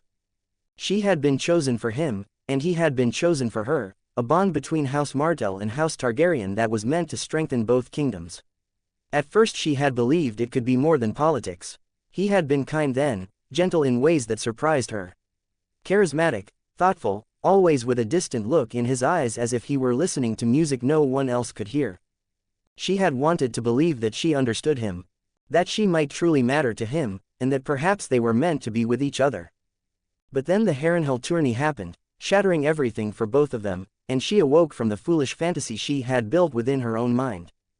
The memory was still sharp enough to cut her heart to pieces. The moment her husband placed the crown of blue roses upon Lyanna Stark instead of her. The sudden silence that fell over the crowd. The change in the atmosphere as she remained standing there, humiliated, while her husband rode past her toward a girl of only 12. She still remembered the heat rising to her face, the unbearable weight of watching eyes, and the humiliation that spread among the gathered nobles like wildfire. Her brother Aberon had been there. She remembered his expression more clearly than anything else. At first, there had only been disbelief, not anger. Then he looked at her while she felt too ashamed to even meet his eyes. But the moment he saw her expression, that familiar protective look returned to his face, followed by a dangerous scowl, as though he were prepared to kill Rhaegar for hurting her. Even then, she saw how hard he struggled to contain himself for her sake. Elia had done what she always did. She had endured. Smiled when she should smile. Stayed silent when silence was expected. Carried herself with dignity even when it felt like something inside her was cracking. She had told herself many times that it was a political move. That Rhaegar was trying to win favor with the North. That there was a reason behind it all, something she did not yet understand.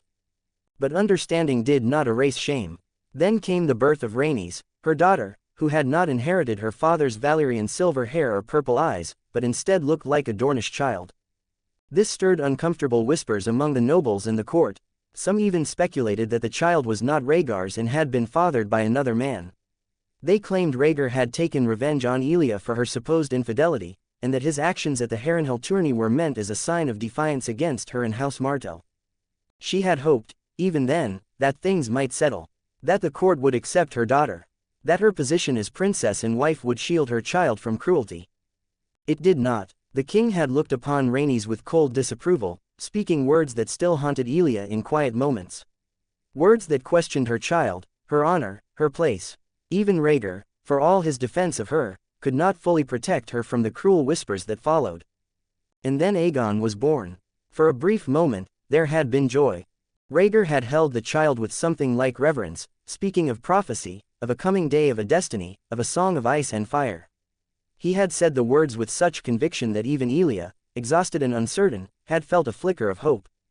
But that hope, and the happiness that came with it, did not last long either. The maesters had spoken of her health and the risks of further pregnancies, as well as the limitations she could not escape. If she were to become pregnant again, she could lose her life, and even the birth of a healthy child would be very difficult. And Rhaegar had grown distant again, especially the moment he learned that she would not be able to bear him another child. Something consumed the prince, something she knew nothing about, pulling him further and further away from her and their children. And finally, she learned the reason for her husband's distance when news came that he had allegedly kidnapped Lyanna Stark, a 14-year-old girl, after killing her guards. The realm soon began to fracture under the weight of it, which shattered Elia deeply and destroyed her hope of ever regaining the loving life she had once dreamed of with him. And the last time she heard of him was when he returned to the Red Keep and was sent back to battle by the king. She never got the chance to question him or ask why he had done it. Did he still believe in that meaningless prophecy? Was it because of it that he acted as he did, or did he truly love that girl? She never found out, as she was locked in her chambers by the king, and Rhaegar once again vanished without seeing her or their children, riding into war and leaving Elia behind in a court that grew more dangerous with each passing day. She opened her eyes again. The cabin felt smaller now, as if her memories had filled the space too tightly. That truth anchored her more firmly than anything else. But beneath the relief lingered something else. Confusion filled her thoughts about the man who had changed everything, the man who had saved her and her children when she was at the depths of despair and near death. At the time, she had hoped Rhaegar would come and save them from the hands of beasts, but she knew he could not, for her husband was long dead. Yet it seemed the Seven had shown her mercy and sent another man to her rescue. Merlin. She knew almost nothing about him, only his name, spoken briefly during the events of the previous day, so she had not had the chance to know him. He was a man who had appeared when the world was collapsing around her. He had saved her children. That fact alone should have erased all doubt. But it had not, because he did not fit into anything she understood. Not knight, not assassin, not an envoy or a spy, and that unknown nature unsettled her more than she cared to admit. Elia moved carefully from the bed, placing her feet on the wooden floor. The ship shifted gently beneath her, reminding her that she was far from the safety of any kingdom. She adjusted her clothing with practiced grace, smoothing the fabric of her dress, trying to restore some sense of composure. Behind her, Mary stirred at her subtle movements. A soft voice broke the quiet. "My lady, where are you going?" Elia turned to her slightly. Her lady-in-waiting had awakened, eyes half open with concern already forming. Elia offered her a small, reassuring smile. "I need some air," she said, already reaching for the cabin door. "I want to see the ocean for a while." Mary pushed herself up immediately, alarm sharpening her expression. "Let me come with you, my lady. There are strangers aboard this ship. It is not safe for you to walk alone." Elia shook her head gently. "It's fine. You need to rest, and the children will need someone if they wake up, so help me take care of them until I return." Mary glanced toward the sleeping children, hesitation flickering across her face. Duty warred with worry. Elia softened her tone. "Nothing will happen. I will not go far. I only wish for a moment of quiet." Reluctantly, Mary nodded. "Then at least return quickly." "I will." Elia turned toward the door. Her hand rested briefly on the wood before she opened it. For a moment she paused, looking back at her children one last time. The sight of them, safe and breathing, was enough to steady her resolve. Then she stepped out. When Elia finally stepped out into the open air, the brightness of the late morning struck her like a gentle force. It took her a few moments to adjust, her eyes narrowing slightly as the sun spilled across the wooden deck in shifting bands of gold and white. The world felt larger out here, unconfined, as if the sky itself had expanded after the suffocating walls of the cabin. 3 comments 0 vote. Her, 2. The sea stretched endlessly in every direction. It was not merely water. It was endless movement, a vast expanse of blue and silver shifting beneath the rising sun. The wind rolled across the sea in unseen waves, carrying the sharp scent of salt with it. It brushed against her face, stirred her hair, and tugged softly at her clothes as they rippled around her body. For a moment, she simply stood there, breathing in slowly. The air was different here. Cooler, fresher. It carried the scent of the sea and the wildness of open winds, nothing like the heavy, suffocating air of the Red Keep. As it filled her lungs, she realized how long it had been since breathing had felt this easy. She stayed there for a while in silence, letting the wind wash over her. Beneath her feet, the ship creaked and swayed with the rhythm of the sea, a quiet reminder that she was still being carried forward by a path she had never truly chosen. Eventually, she pulled her eyes away from the sea and looked across the deck. The crew moved with practiced ease, hands busy with ropes, sails, and weathered rigging. Short commands passed between them, their voices snatched apart by the wind almost as soon as they were spoken. There was a calm rhythm to their work, the kind that came only from years spent upon the sea. A few of them noticed her. Their glances lingered just a moment longer than necessary. Some were curious, some cautious, a few simply stared before quickly looking away when they realized they had been caught. Elia did not react to their strange gazes because she was used to them. From a young age, she had been under constant attention in royal courts, among small folk, and in the halls of powerful men. She had always been watched, sometimes with respect, sometimes with pity, and sometimes with something far less kind. Over the years, she had learned to carry herself through it all, letting attention pass over her like wind over stone. So she simply moved her gaze onward. She wasn't looking for admiration in these men. She was looking for one man, Merlin. She had never truly seen his face yesterday. The memory she carried of him remained the same, a figure beneath a Lannister helmet, obscured by the violence and chaos of the day. All she knew with certainty was that he was tall, broad-shouldered, a presence that did not seem to belong in any court or army she had ever known. None of the men nearby matched that description. They were sailors, lean from work and wind, their bodies shaped by ropes and tides rather than what she was familiar with. None stood apart in the way she was searching for. Elia stepped forward slowly, her eyes continuing to scan the deck. Then she saw him. At the far side of the ship, where the railing met open sea, a man stood alone. He was standing alone by the stern rail, where the sea stretched out wide and dark. One hand rested on the wood, body swaying easy with the boat's rhythm. He looked relaxed, almost careless, but she could tell he wasn't. That kind of quiet carried weight. The wind moved through his hair. It was long, black, and striking in the morning light, shifting like dark silk against the pale sky. Under the sun it almost resembled obsidian, as if each strand held a fragment of night refusing to be washed away. Elia felt something in her chest tighten slightly. Even from a distance, something about him marked him as different. She began to walk toward him. With each step, more of him came into focus. The broadness of his shoulders. The quiet steadiness in the way he stood.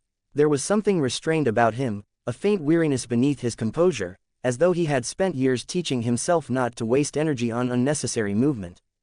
And then she was close enough to speak. Her voice, when it came, was softer than she intended. Sir Merlin. The words were careful, almost uncertain, as though she were testing whether the name belonged to him at all. The man stiffened slightly. It was subtle, a brief tightening of posture, but Elia noticed it immediately. Then he turned. And the moment he faced her fully, everything else seemed to fall away. Elia had seen beauty before in courts and royal ceremonies. She had seen her brother bring men from every corner of Westeros and Essos as his lovers, men known for their beauty. She had seen the beauty of her husband and the Targaryens as well, so she was accustomed to it. She had learned long ago that beauty alone meant very little in the world she lived in. But his face did not feel like something constructed. It was striking in a way that made her pause and take a deep breath without meaning to. Strong features with a delicate touch, something quite different from what she knew, as if his face had been shaped by the hands of gods themselves. Yet it was his eyes that held her most completely. They were silver. Not the dull gray she had seen in northern lords, nor the pale stone color of winterborn men. These were something else entirely. They caught the light in a way that made them seem almost alive, as if the sun itself reflected differently within them. For a brief moment, Elia could not look away. They reminded her, strangely, of moonlight on still water. Cold in origin, yet beautiful in its quiet clarity. There was something ancient in them too, something that did not belong easily to the present world. Her heartbeat quickened before she could stop it. The reaction was sudden and completely unexpected, and the fact that it happened at all caught her off guard. She felt warmth rise in her cheeks and immediately forced herself to look away, breaking the gaze with deliberate control. Enough, Elia, she thought. You're not some young maiden who gets weak-kneed at the sight of a handsome face, Elia thought, annoyed with herself. You're a mother of two. You've no business being rattled by a man's eyes. Pick. She steadied her expression, smoothing her features into composure. Across from her, she heard a low voice. Good morning, my lady. Though by the position of the sun, I believe it is closer to noon. There was warmth in his tone. Not mockery or arrogance, something lighter, almost amused, but gentle enough that it did not feel offensive. Elia hesitated, then allowed a small smile to form. Good morning. Her voice sounded more collected now. He studied her for a moment, then continued. Have you rested well? The ship is not the most comfortable place to recover from, yesterday. The pause in his words carried weight, as if he too was choosing carefully how much to reference. Elia nodded slightly. Yes, I am well rested now. Thank you for asking. A brief silence followed, not uncomfortable, but uncertain, like the space between two people who did not yet know what to make of each other. Then Elia spoke again. When will we reach Dragonstone? By tonight, we should be able to see the island. If the winds remain favorable, we may arrive by tomorrow night. Relief flickered through her at the answer. She exhaled slowly. That is good. Her thoughts shifted immediately, as they often did now, toward safety. Is there any possibility we could sail to Dorne instead? The question came out more urgent than she intended. She continued quickly, as if trying to justify it. My brothers would ensure our protection. Dragonstone is not safe. If the rebels truly intend to move against the crown, that island will be among their first targets. She watched his reaction carefully. Merlin did not answer immediately. Instead, he exhaled softly, as though considering not just the question but everything behind it. Then he spoke. Unfortunately, that is not possible. The ship we are on is not made for long voyages. It is a fishing vessel, not built for distance or defense. He paused briefly before continuing. And there is another issue. I overheard the Lannister soldiers before we left. Stannis Baratheon is under siege while the Redwyne fleet blockades the sea routes near the Stormlands. If we attempt to sail south toward Dorne, we would very likely cross paths with them, especially since northern forces have been sent to lift the siege. There will be war there, so sailing that way is far too dangerous. Elia's expression tightened slightly. That was not a meeting she could afford. So Dragonstone remained the only option. She let out a controlled breath, the tension in her shoulders easing only slightly. I understand. A pause followed. Then, almost without thinking, her gaze drifted to the object in his hand. A slender wooden stick. It did not resemble anything she had ever seen used as a weapon or tool, yet she had witnessed it unleash forces she could not explain. Light that moved like arrows, spreading in unnatural silence and striking its target. She saw a blue light shoot from it toward the Lannister soldiers, freezing them in place, a sight she could not easily understand. Her curiosity, despite everything, surfaced again. What is that wooden stick you carry? The question seemed to amuse him. A faint chuckle escaped him, quiet but genuine. It was the second time she had heard him laugh at her. Once for mispronouncing his name. Now for something else entirely. It is called a wand. He lifted it slightly as if to demonstrate. It helps me channel magic more precisely. Elia's eyes narrowed slightly in thought. Magic? Are you a follower of the Lord of Light? The question came naturally. She had heard of red priests before, of flame and prophecy and sacrifice. Men and women who claimed to see truth in fire. Merlin shook his head immediately. No, I am not. He paused, then added simply. I am a wizard. Elia blinked in confusion. A wizard, yes, someone who studies and uses magic directly. It is not tied to a god or ritual in my case. Her curiosity deepened despite herself. Do you offer sacrifices for it? The question made him raise an eyebrow slightly. Sacrifices? Yes, the followers of the Lord of Light are known for such practices. Merlin exhaled, shaking his head again. No, nothing like that. My magic does not require sacrifice. It is drawn from within and from the world around us. From nature itself, if you will. It is stored and shaped through focus. He paused briefly, then added something that made her even more uncertain. It is connected, in some ways, to very old forms of magic. Ancient Valyrian practices, though not identical. Elia studied him carefully. She had read enough histories to know that Valyria was a word often surrounded by myth and half-truth. Dragons, blood magic, lost knowledge. But nothing she had ever read described something like what stood before her now. And yet, even after seeing it with her own eyes, a small doubt still lingered within her. Not distrust exactly, but uncertainty. The kind that comes when the world refuses to behave according to what you have been taught. Her gaze drifted again to his face. He was still speaking, something about control and energy, but her attention faltered for a moment. Because despite everything she had endured, despite everything she had lost in the last days, she found herself thinking something she immediately scolded herself for. That he was, in a very quiet and unhelpful way, far too distracting to be around. Elia looked away again quickly, forcing her thoughts back into order. She was not here for this. She was here because her children were alive. Because survival still mattered more than anything else. And because the man standing before her was either their salvation or something she had not yet learned to fear properly. 13 comments 0 vote. On the deck, Merlin looked at the young woman standing before him in silence. The sea wind moved gently through her dark hair as she remained deep in thought, her gaze distant as though she were trying to understand something that refused to fit within the limits of her knowledge. He could not tell whether she was reassured by his explanation or disturbed by it. Perhaps both. To him, her expression looked almost judgmental. Not openly hostile, but thoughtful in a way that made him wonder what conclusion she was reaching about him. Though, to be fair, he could hardly blame her. He had just told her a half-truth. His magic technically did have a connection to ancient Valyrian sorcery. Just not in the way she imagined. The magic of Valyria belonged to the distant past of this world, while what Merlin carried within himself belonged to something far beyond it. Still, if he succeeded in what he intended to do in the future, if he truly revived what had long vanished from the world, then perhaps his words were not entirely false after all.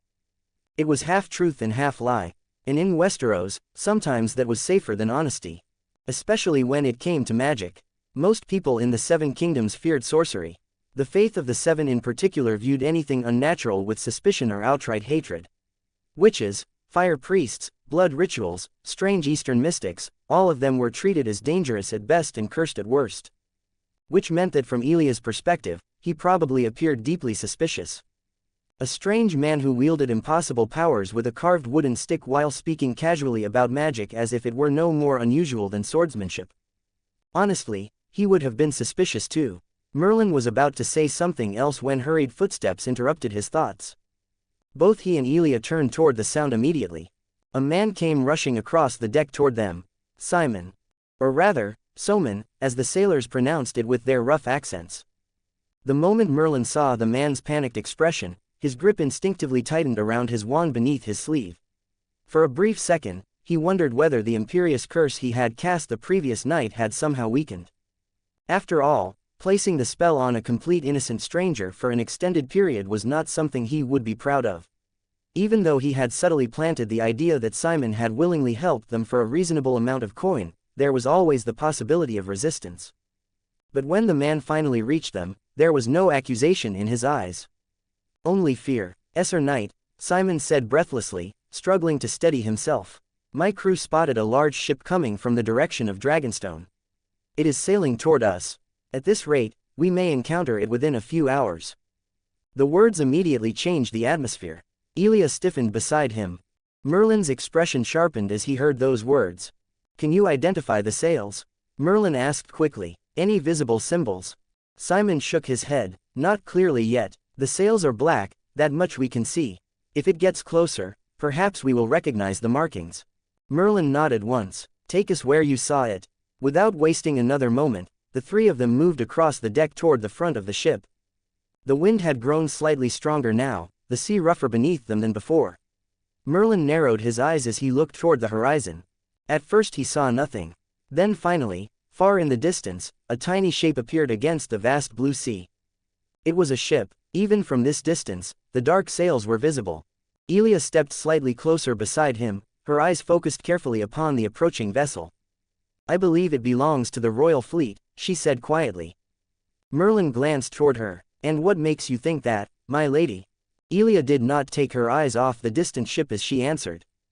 The royal fleet often uses black sails bearing the three-headed dragon of House Targaryen. Dragonstone also houses a large portion of the crown's naval strength, around 160 ships if I remember correctly, with nearly 80 war galleys among them. So unless the queen sent the ship out for attacking an enemy or spying on nearby lords, this should be a royal vessel. There was confidence in her voice now. Not the uncertain woman from moments ago, but a princess raised among politics, alliances, and military discussions. Merlin absorbed the information quickly. I doubt the queen would send such ships away while Dragonstone remains vulnerable, he replied. Especially after the fall of King's Landing. If that vessel truly belongs to the royal fleet, it is likely a patrol ship guarding the surrounding waters. Elia visibly relaxed at his words. Merlin noticed how she let out a breath she had been holding. He continued observing the distant vessel carefully before speaking again. Soman. The sailor immediately straightened. Yes, sir. Maintain our course. A ship that size would eventually catch us even if we attempted to flee. Running would only make us appear suspicious. Soman nodded nervously. And if it truly belongs to the royal fleet, then this encounter may actually work in our favor. The sailor swallowed before hurrying back toward the crew to relay orders. Silence settled once more. Merlin stood beside Elia at the railing while the distant black-sailed ship slowly grew larger against the horizon. The sound of waves crashing against wood filled the quiet between them. Minutes passed as neither of them spoke, both continuing to watch the ship, until Elia finally broke the silence. Do you think he is dead? The sudden question pulled Merlin from his thoughts. He turned toward her slightly. Who? She looked out toward the sea as she answered. The king, Aerys Targaryen. Ah. Merlin's expression became thoughtful for a moment before he nodded in certainty. Yes, he is dead. Elia's eyes shifted toward him immediately. I heard rumors among the dockworkers last night, Merlin continued calmly. Apparently one of his own Kingsguard killed him during the fall of the city. He intentionally left out Jaime Lannister's name, since it would not yet be known to everyone who had killed the king. There was no reason to complicate matters further by revealing what only a select few knew. Elia stood quietly, eyes fixed on the ocean. Then a smile came over her, slow and unexpected, warm and entirely real. The sight honestly surprised Merlin. How ironic, she said softly. To be killed by the very knight sworn to protect him. There was satisfaction in her voice. Deep satisfaction. Merlin blinked once before letting out a quiet breath. You should probably avoid saying that with such a pleased expression, my lady, he said lightly. Someone might accuse you of treason. Elia turned toward him fully then. And to Merlin's surprise, her smile widened slightly. "Oh, I stopped fearing such accusations long ago," she replied. "Besides, I imagine half the realm will smile exactly as I did once they hear the news." Years of bitterness bled through her calm tone. "I've waited so long to hear that man is dead." Merlin studied her quietly. The hatred in her voice was real. And honestly, after everything he had heard about Aerys Targaryen, he could not entirely blame her for it. Whatever experiences she had endured beneath the Mad King's rule had clearly left scars deeper than simple resentment. For a moment he almost pitied her. Almost. Sympathy, after all, couldn't rewrite reality. Merlin exhaled softly before speaking again. "My lady, once that ship draws nearer, it would be best if you return to your cabin." Elia frowned immediately. "Why only me? If it truly belongs to the royal fleet, revealing my identity would ensure their assistance. They are sworn to protect the royal family." "In theory," Merlin replied calmly. Her eyes narrowed slightly. "You disagree. I prefer caution." He looked toward the approaching vessel again. "We don't know who commands that ship. Nor do we know what news has already spread across the realm. If they are loyal, then revealing you changes nothing. But if they are not..." He let the sentence remain unfinished. Elia understood anyway. Merlin continued, "If possible, I would rather avoid unnecessary attention. We may still be able to pass as ordinary travelers before they decide to inspect us closely." She looked unconvinced. "That seems unlikely." "It does," Merlin admitted. "But unlikely chances are still chances." Elia fell silent for a moment before finally nodding slightly. "Very well." Merlin relaxed slightly, then said, "And one more thing." She looked at him curiously. "If possible, I would appreciate it if you didn't mention that I am a wizard." That earned him a faintly amused look from her. "You fear people discovering your secret." "I fear people attempting to burn me alive for it," Merlin replied dryly. To his relief, that actually made her laugh softly. A quiet sound carried away slightly by the sea wind. Then Merlin lightly touched the wand hidden beneath his sleeve. "Besides," he added, "there is a good chance we may need this later if things become unpleasant. It is better if fewer people know about it." Elia studied him for another long moment. Then, surprisingly, her expression softened. "Of course, Sir Merlin. Your secret is safe with me." Merlin smiled faintly. "Well, thank you, but I should remind you again that I am not actually a knight." There was amusement in his voice now. "You can simply call me Merlin." Elia looked at him briefly. Then, without answering, she turned gracefully and began walking back toward the cabin. Merlin watched her go for a moment, the corners of his mouth lifting slightly despite himself. Then his attention returned to the sea. Far ahead of them, the black-sailed ship continued cutting through the water, drawing closer with every passing minute. 1 comments 0 vote, an encounter. It was nearing afternoon when the distant vessel finally became clear enough for Merlin to properly observe. Elia had been right, the ship truly belonged to the royal fleet. Its sails were black as night, and stretched across the dark cloth was the crimson three-headed dragon of House Targaryen. Even from afar the vessel looked enormous compared to the small fishing ship beneath Merlin's feet. Its thick wooden hull towered above the waves like some sea beast gliding across the ocean with calm confidence. And unlike the humble fishing vessel, this ship had been built for war. Rows of armored men lined its deck. Spears and bows gleamed beneath the afternoon sun while Targaryen banners fluttered fiercely in the sea wind. The atmosphere immediately turned tense as the massive ship slowed before anchoring itself beside them. The size difference alone was intimidating. The royal vessel loomed beside the fisherman's ship like a predator beside prey. Merlin could feel the nervousness spreading among Soman's crew. Several sailors avoided looking directly at the armed men across from them while others whispered anxiously beneath their breath. Meanwhile the soldiers aboard the royal vessel stared down at them with cold suspicion. A man eventually stepped forward from among the armored sailors. He appeared to be middle-aged, broad-shouldered despite his age, with a long dark beard and a shaved head weathered by years at sea. His armor was different from the others, more refined and decorated with the sigil of House Targaryen across the chest. Clearly the commander or at least the shipmaster. When he spoke, his voice carried easily over the sea. "Who are you?" he demanded coldly. "And who commands this vessel? Let him step forward." Soman swallowed nervously before stepping beside Merlin. "I am the shipmaster, Sir," he answered respectfully. "What can I do for you, honorable knight?" The man looked him over carefully. Then his gaze slowly swept across the small fishing ship with visible disdain. "What is a fisherman's ship doing this far from shore?" He asked sharply. Don't tell me the fish of Blackwater Bay have all vanished and forced you this deep into open waters. A few soldiers behind him chuckled quietly. Soman shook his head quickly. No, Esser. We are not fishing. We are merely passing through. The Targaryen shipmaster narrowed his eyes slightly.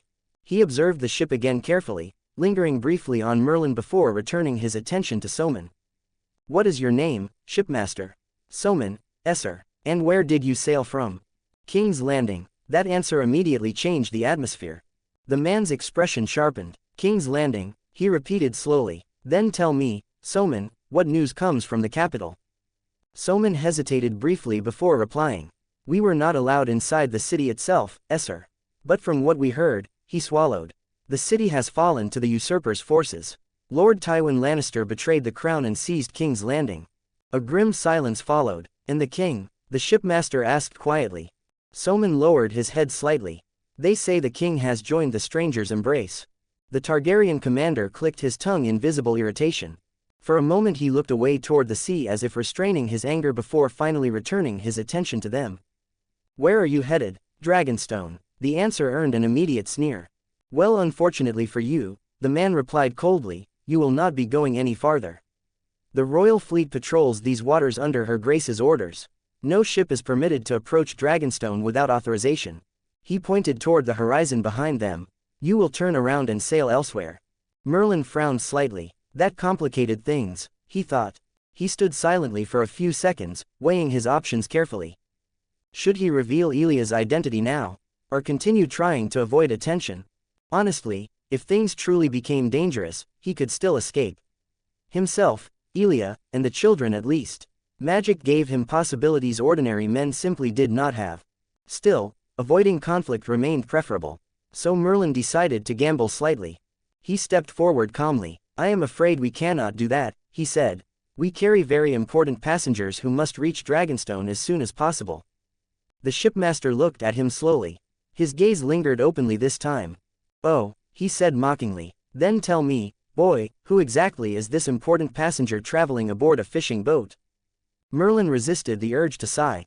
Being called boy in a mocking tone irritated him more than it should have, as he had a rather unpleasant history whenever someone used it. Still, he kept his expression calm. The royal family.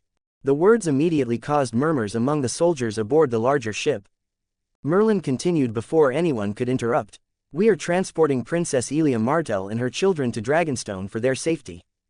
For one heartbeat there was silence. Then the shipmaster burst into laughter. The soldiers behind him joined in. The man turned his head slightly toward his crew with open amusement. Did you hear that? He barked. Now every dock rat and flea-bitten gutterborn in the realm claims to be savior to dragons. More laughter followed. Merlin internally cringed. Gods, this really did feel exactly like one of those cliché scenes from the countless novels he used to read in his previous life. He had honestly never imagined he would one day stand inside such a situation personally. The shipmaster looked back at him with a smirk. I see no knights, no royal escort, no warriors worthy of protecting dragon blood. His eyes narrowed mockingly. All I see is a fish-stinking peasant crew and a pretty-faced boy who looks like he escaped from some pleasure house in Lee. Several soldiers laughed louder at that. Merlin's eye twitched slightly. Very tempting. Very, very tempting to just use magic. Especially when he noticed several archers stepping forward along the enemy deck, arrows already knocked toward the fishing vessel. The shipmaster's expression turned cold again. Turn your ship around now, he warned. Or I will sink it where it floats. Spare your men that fate, fishermen. Merlin slowly tightened his grip around his wand beneath his sleeve. One spell, that was all it would take to make this easier. He was already considering exactly which curse to use first when a calm feminine voice suddenly interrupted the tension behind him. You will do no such thing, shipmaster. Merlin turned immediately, and so did every man aboard both ships as they saw Elia step forward onto the deck. Despite the simple clothes she wore, despite the exhaustion visible upon her face, there was still unmistakable dignity in the way she carried herself. Her posture remained straight, her chin slightly raised, and her dark eyes calm beneath the sea wind moving through her hair. She possessed presence, the kind nobles were born with, one that sharply revealed the difference between highborn and lowborn. Elia stopped beside Merlin and spoke clearly enough for both ships to hear. I am Elia Martell, Princess of Dorne and wife to Prince Rhaegar Targaryen." At those words, the laughter aboard the royal vessel immediately died. "I command you to fulfill the oath you swore to the Iron Throne. Escort me safely to Dragonstone and bring me before Her Grace the Queen." The shipmaster stared at her carefully. His earlier mockery faded into uncertainty. But suspicion still lingered. "And if you are not truly who you claim to be?" he asked cautiously. "What if you are assassins attempting to infiltrate Dragonstone? Her Grace and Prince Viserys remain vulnerable." Before Elia could answer, Merlin spoke. "Then are you willing to risk insulting House Martell by denying the identity of Princess Elia without confirmation?" His voice became colder. "Would you truly provoke Dorne and accuse its ruling princess of falsehood without proof?" That visibly struck the man. The hesitation on his face deepened, because Merlin was right. If Elia truly was who she claimed to be, offending her could carry severe consequences. The shipmaster looked between them several times before finally exhaling sharply. "Lower the bows." The tension immediately eased as the archers obeyed. Merlin quietly released the breath he had been holding. Then he leaned slightly closer toward Elia and whispered under his breath. "I honestly thought they would recognize you immediately." Elia sighed softly. "It is not as simple as that." She glanced briefly toward the soldiers watching her. "Most people know me only through rumors. And the descriptions spread among the small folk are," she paused awkwardly, "exaggerated." Merlin noticed faint color touching her cheeks. "Interesting," he thought. Before he could think further, the shipmaster spoke again loudly. "Since I cannot confirm your identity personally, I will escort you to Dragonstone where Her Grace may judge the truth herself." Then his gaze hardened slightly. "But only you and your children may board our vessel." Elia immediately frowned, but Merlin stepped in first. "That is acceptable." She turned toward him in surprise. "It is safer this way," Merlin said quietly. "Their ship is faster and better defended. Once you are aboard, simply introduce me as your sworn protector. That should allow me to accompany you without issue." Elia hesitated briefly before nodding. Then she addressed the shipmaster loudly. "My knight shall accompany me, along with my lady-in-waiting and my children." The commander's eyes shifted toward Merlin skeptically. "What kind of knight carries no sword and wears no armor?" Merlin nearly rolled his eyes. Honestly, these people had an unhealthy obsession with metal. Still, the shipmaster eventually nodded in agreement. A few sailors quickly moved to prepare a crossing between the two ships. Thick ropes were tied securely between them before a narrow wooden gangplank was carefully lowered across the gap in the water. It swayed slightly with the movement of the waves, unstable but passable. While preparations continued, Merlin walked quietly toward Soman. The fisherman looked nervous. Merlin lowered his voice.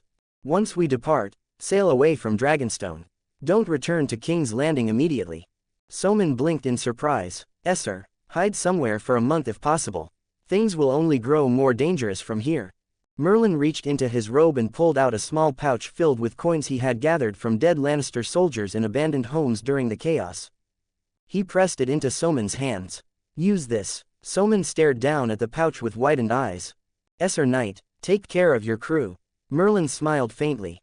"And thank you. You helped save innocent lives. Even if magical mind control had assisted slightly." Soman looked deeply moved. "Thank you, Sir." Merlin simply nodded before turning away. At that moment Elia emerged from below deck with Rhaenys beside her and baby Aegon in her arms while Mary followed closely behind. Merlin immediately stepped forward to assist them carefully across the gangplank. The sea shifted restlessly beneath them as they crossed from the small fishing vessel onto the towering royal ship. The moment they reached the deck, the shipmaster's gaze immediately fell upon Aegon. More specifically, upon the child's unmistakable Valyrian features. Silver hair, purple eyes. The man froze as he realized something important. Every trace of suspicion vanished instantly. Then, to Merlin's slight surprise, the hardened commander dropped to one knee before Elia. "I beg forgiveness, Your Grace," he said loudly. "My actions were born only from caution during these uncertain times." Elia looked down at him calmly while Aegon blinked curiously in her arms. "You may rise," she said with composed dignity. "I understand your caution." Then her voice grew firmer. "Now take us to Dragonstone. I wish to see Her Grace the Queen immediately." The shipmaster rose at once. "As you command, Princess." He turned sharply toward his crew. "Raise anchor. Full sail to Dragonstone." The deck immediately exploded into motion. Sailors rushed across ropes and rigging while orders echoed across the sea wind.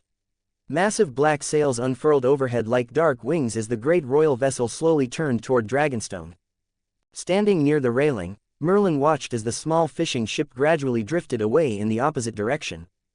Its crew still appeared confused, frightened, and probably completely overwhelmed by everything that had just happened. Honestly, fair enough. Then Merlin turned his gaze forward toward the distant horizon. Toward Dragonstone. 7 comments 0 vote. Meeting with the Queen. 3 days later, the ancient fortress of Dragonstone stood beneath a sky of dark clouds and cold sea winds. Inside one of the lower chambers of the castle, a single room remained wrapped in silence. Candles flickered softly against black stone walls, their weak flames dancing beneath the weight of the darkness that lingered in every corner of the chamber. The room itself was not large. It carried none of the beauty expected from the seat of House Targaryen. The bed was hard and uncomfortable, the blankets rough against the skin, and the salty scent of the sea drifted constantly through the narrow window overlooking the cliffs below. Merlin lay quietly upon the bed, staring upward toward the ceiling while countless thoughts moved through his mind. It had already been 3 days since the Targaryen vessel brought him and Elia Martell to Dragonstone. 3 long days. The moment they arrived at the island, everything changed immediately. Elia and her children had been escorted upward toward the higher levels of the castle under heavy protection. Servants rushed around them with worried faces while armored guards surrounded the princess and her children as if fearful that death itself might emerge from the shadows to seize the last remnants of the royal bloodline. Meanwhile, Merlin had been brought here. The moment they saw him, a complete stranger, he was escorted to this isolated room. Fortunately, he was neither chained nor mistreated, but he was not free either. 2 guards always remained outside the chamber door. They never spoke much, yet Merlin could constantly hear the faint sound of armor shifting beyond the entrance whenever he moved too close to it. In every sense, he was a prisoner, though a politely treated one, to be honest. Food arrived regularly, good food as well, warm bread, roasted meat, wine, fruits, even proper clothes had been brought for him. The servants treated him carefully, though most of them avoided looking directly into his eyes. Fear lingered within the castle. Fear of betrayal, fear of spies, fear of Robert Baratheon and the war that had already shattered the Targaryen dynasty.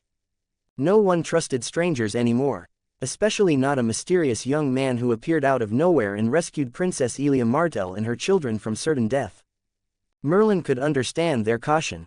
Still, the waiting irritated him. Every time he asked when he would meet the queen or walk freely into the castle, the answer remained the same. Soon. Only soon never seemed to arrive. Merlin released a quiet sigh and slowly raised his hand before his face. Then his lips curled slightly. At least the journey had not been without reward. A faint blue screen appeared before his eyes. Fate points. 5218. Seeing the number still brought him satisfaction.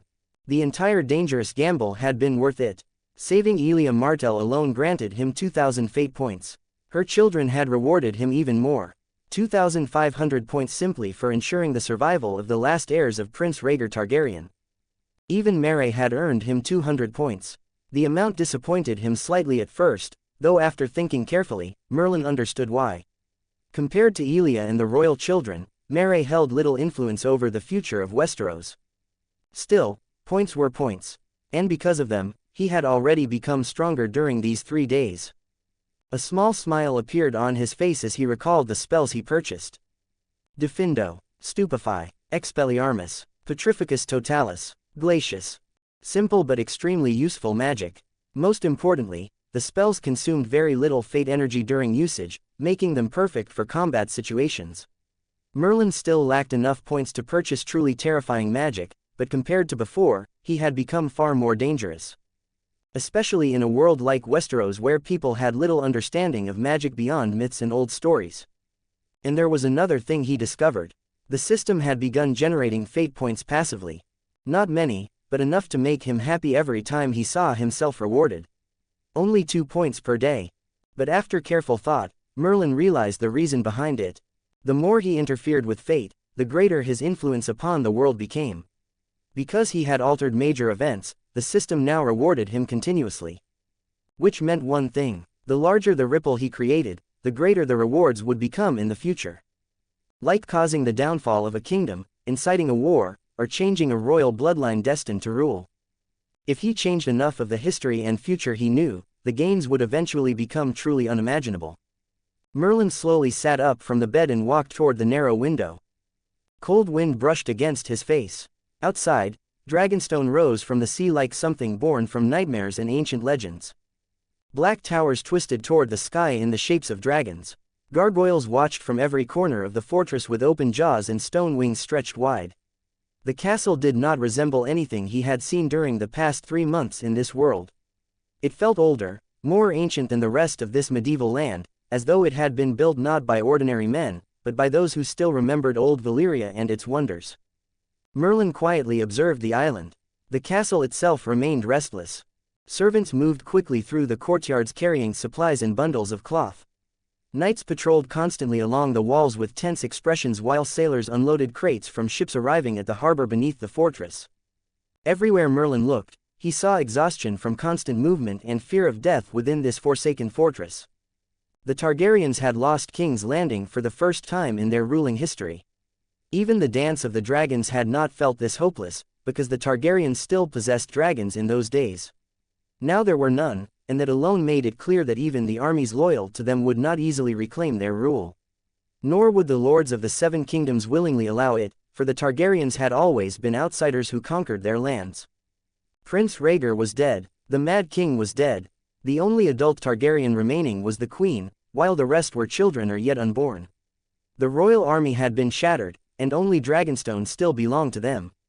In many ways, the Targaryens had returned to the beginning, except this time they no longer had the dragons their ancestors once rode when they built this fortress. Everyone here understood exactly how fragile their situation truly was. A single betrayal from within the castle or a single assassin from outside would be enough to end House Targaryen forever. Merlin rested his elbows against the stone window and quietly wondered what he should do next. What future event could he interfere with? What fate could he alter next? As he remained lost in thought, the chamber door suddenly opened behind him.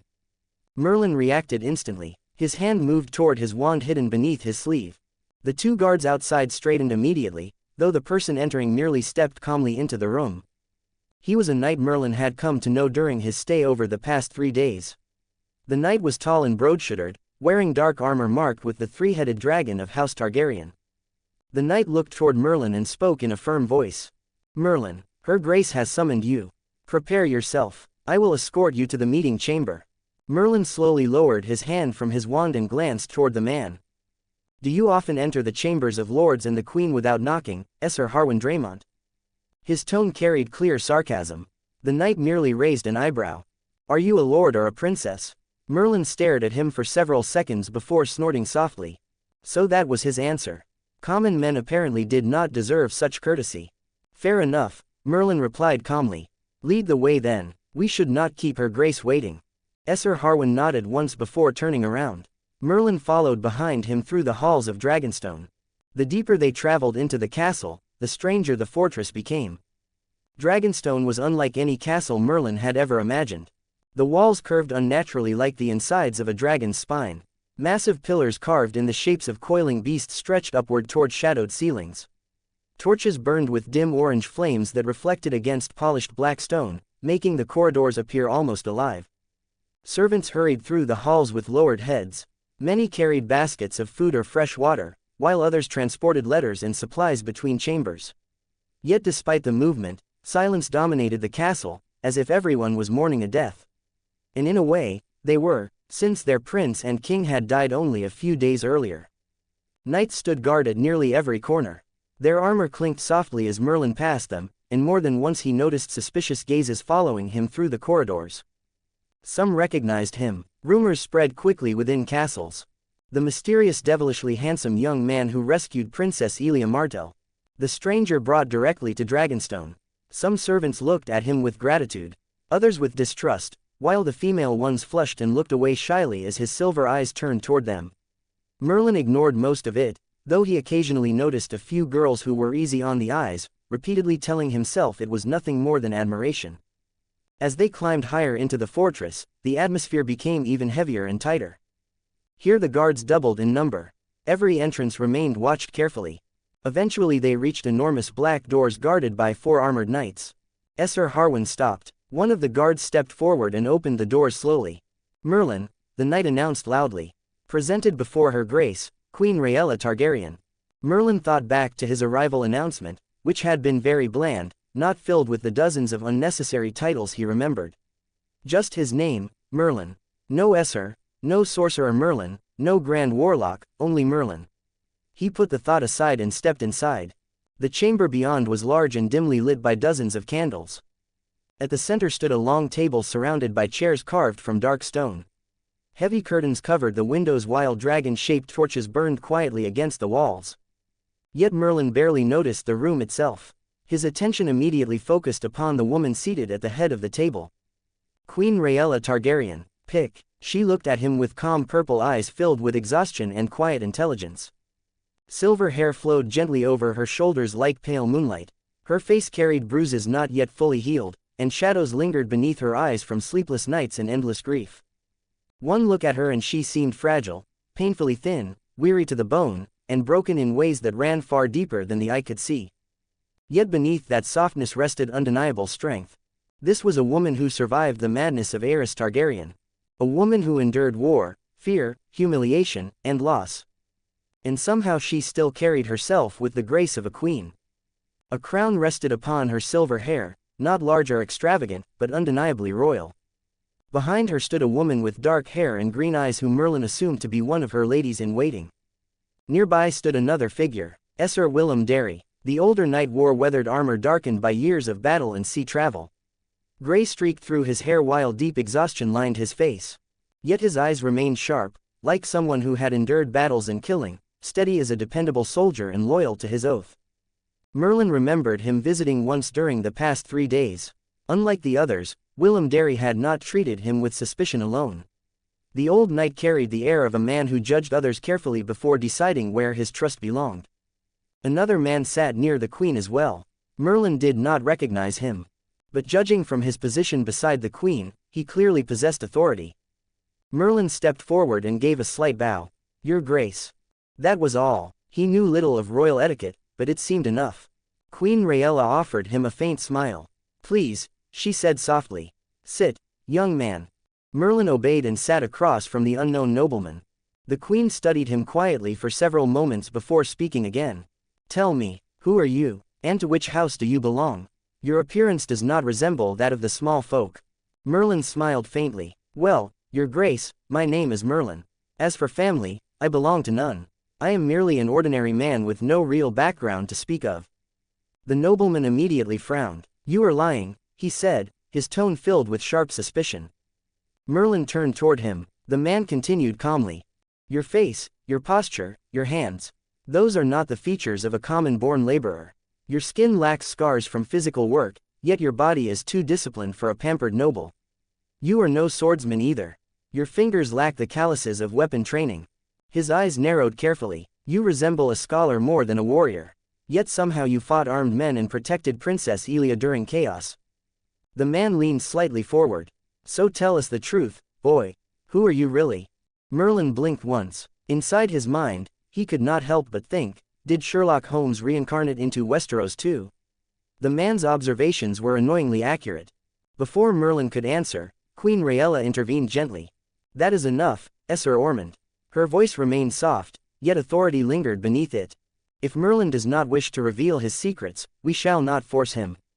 Esser Ormond frowned immediately. "But your grace, he is dangerous. We know nothing about him beyond his name. These are dangerous times. We cannot trust strangers with unknown origins." His gaze shifted coldly toward Merlin. "Give the order and I shall have him speaking honestly after a short visit to the dungeons." The atmosphere inside the chamber instantly became colder. Merlin's eyes hardened. At that moment he decided one thing very clearly. He already disliked this man. His reasoning for treating him as an unknown was fair enough, but the open disrespect and hostility without reason felt strange, considering they had only just met. Before Merlin could speak, Queen Rhaella's expression changed sharply. "That is enough, Esser Ormond." This time her voice rose with unmistakable anger. "I will not have the benefactor of House Targaryen threatened beneath my roof." The room fell silent. Even Esser Ormond appeared surprised by the queen's reaction. After a brief pause, the man finally stood and bowed his head. "Forgive me, your grace. I spoke only from concern for your safety and that of Prince Viserys." Rhaella slowly nodded. "Sit down, Esser Ormond obeyed reluctantly. The queen then turned her attention back toward Merlin. I heard from Elia what happened in King's Landing, she said quietly. I know what you did for her and for her children. Her purple eyes softened slightly. You protected the blood of House Targaryen during our darkest hour. You risked your own life to save my grandchildren when many others abandoned them. Pain briefly crossed her face. For that, you have my deepest gratitude. The sincerity within her voice surprised Merlin slightly. House Targaryen does not forget loyalty, she continued softly. Nor courage. Then she looked directly into his eyes. You shall be rewarded for what you have done. Even now, while her dynasty collapsed around her, the Dragon Queen still carried dignity worthy of a throne. 8 comments 0 vote, a made-up lie. Silence lingered within the chamber after Queen Rhaella finished speaking. The candles flickered softly against the black walls of Dragonstone while the distant sound of crashing waves echoed faintly through the fortress. No one spoke for several moments. Merlin simply nodded toward the queen in acknowledgement of her gratitude. He was just about to respond when Rhaella suddenly spoke again. Even though I said I would not pry into your secrets, she said softly, her tired purple eyes fixed carefully upon him, there is still something I wish to know. Her voice remained calm, though Merlin could sense the quiet intensity beneath it. Did my son send you? The room became still again. Rhaella leaned slightly forward upon her chair, silver hair falling gently across one shoulder.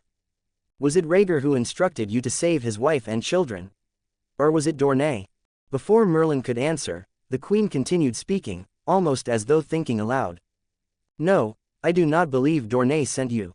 Her brows furrowed slightly. If House Martell had truly arranged this rescue, Elia would already be sailing south toward Sunspear beneath Martell protection. Her eyes narrowed carefully upon him. Instead she came here. A faint pause followed. So tell me, Merlin. Her voice softened further. Was it truly my son who sent you? Merlin inwardly cursed. That question was dangerous.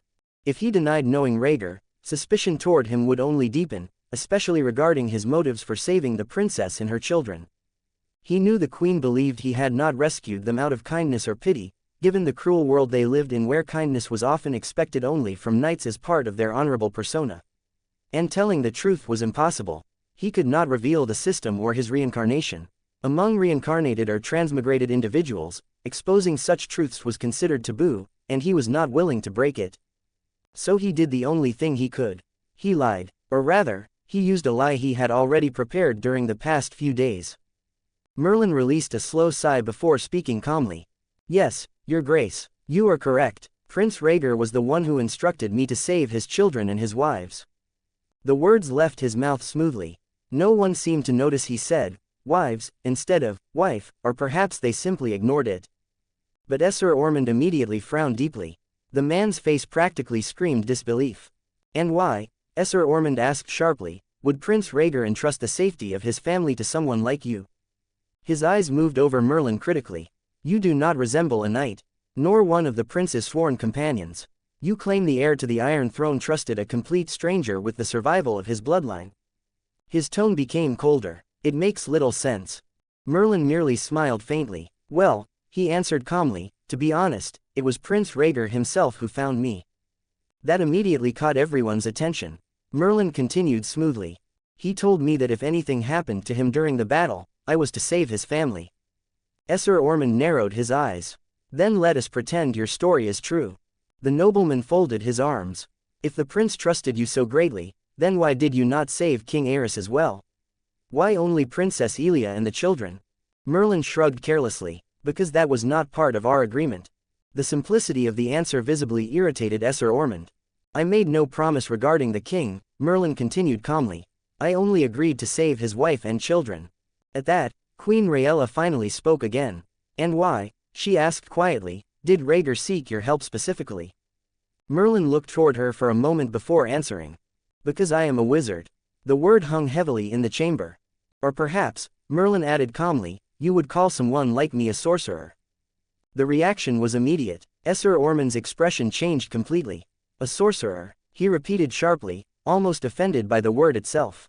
Merlin simply nodded. The man looked genuinely disturbed now. How could Prince Rhaegar seek aid from a sorcerer? Merlin blinked at the exaggerated reaction. Why, he asked calmly, is it some great sin for a prince to accept help from a sorcerer? Esser Ormond stared at him as though he had spoken blasphemy. Yes, he answered firmly. It goes against the teachings of the faith of the Seven to consort with practitioners of dark arts. Disgust flickered openly across his face now. To speak with one is troubling enough. To trust one with the royal family is madness. Merlin rolled his eyes internally. Religious fanatics truly existed in every world. He ignored the man entirely and looked back toward Queen Rhaella instead.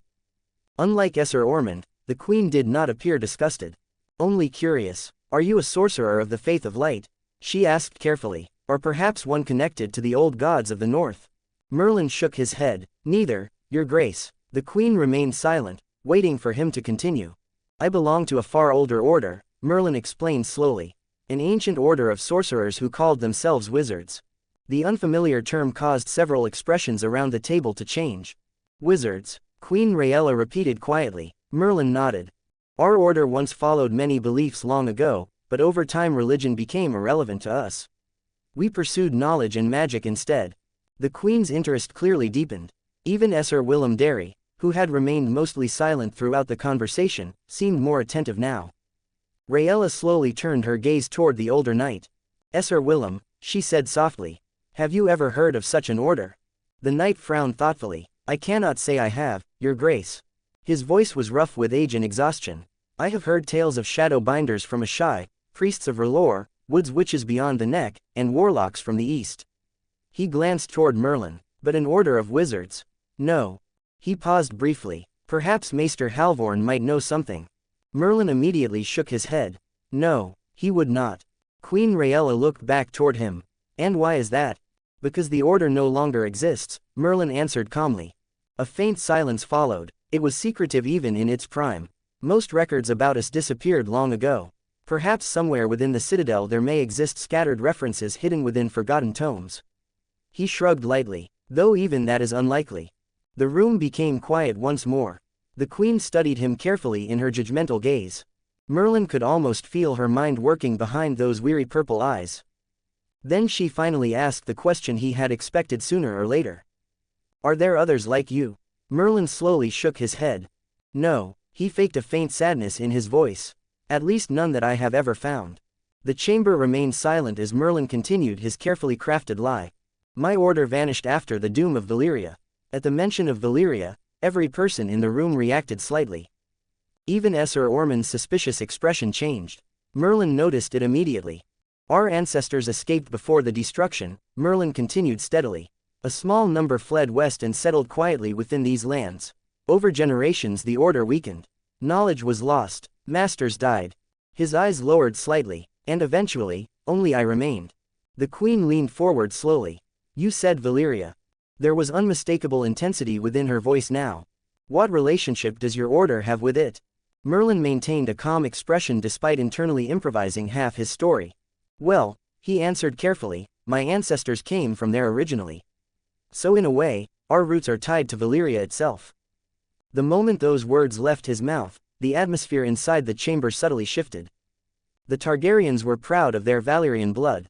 Even now, after losing nearly everything, the name Valyria still held enormous meaning for them. Merlin could clearly see Esser Ormond's displeasure deepening. The man already distrusted him, and now hearing claims of ancient Valyrian origins only made him more uncomfortable. Yet Queen Rhaella looked thoughtful rather than hostile.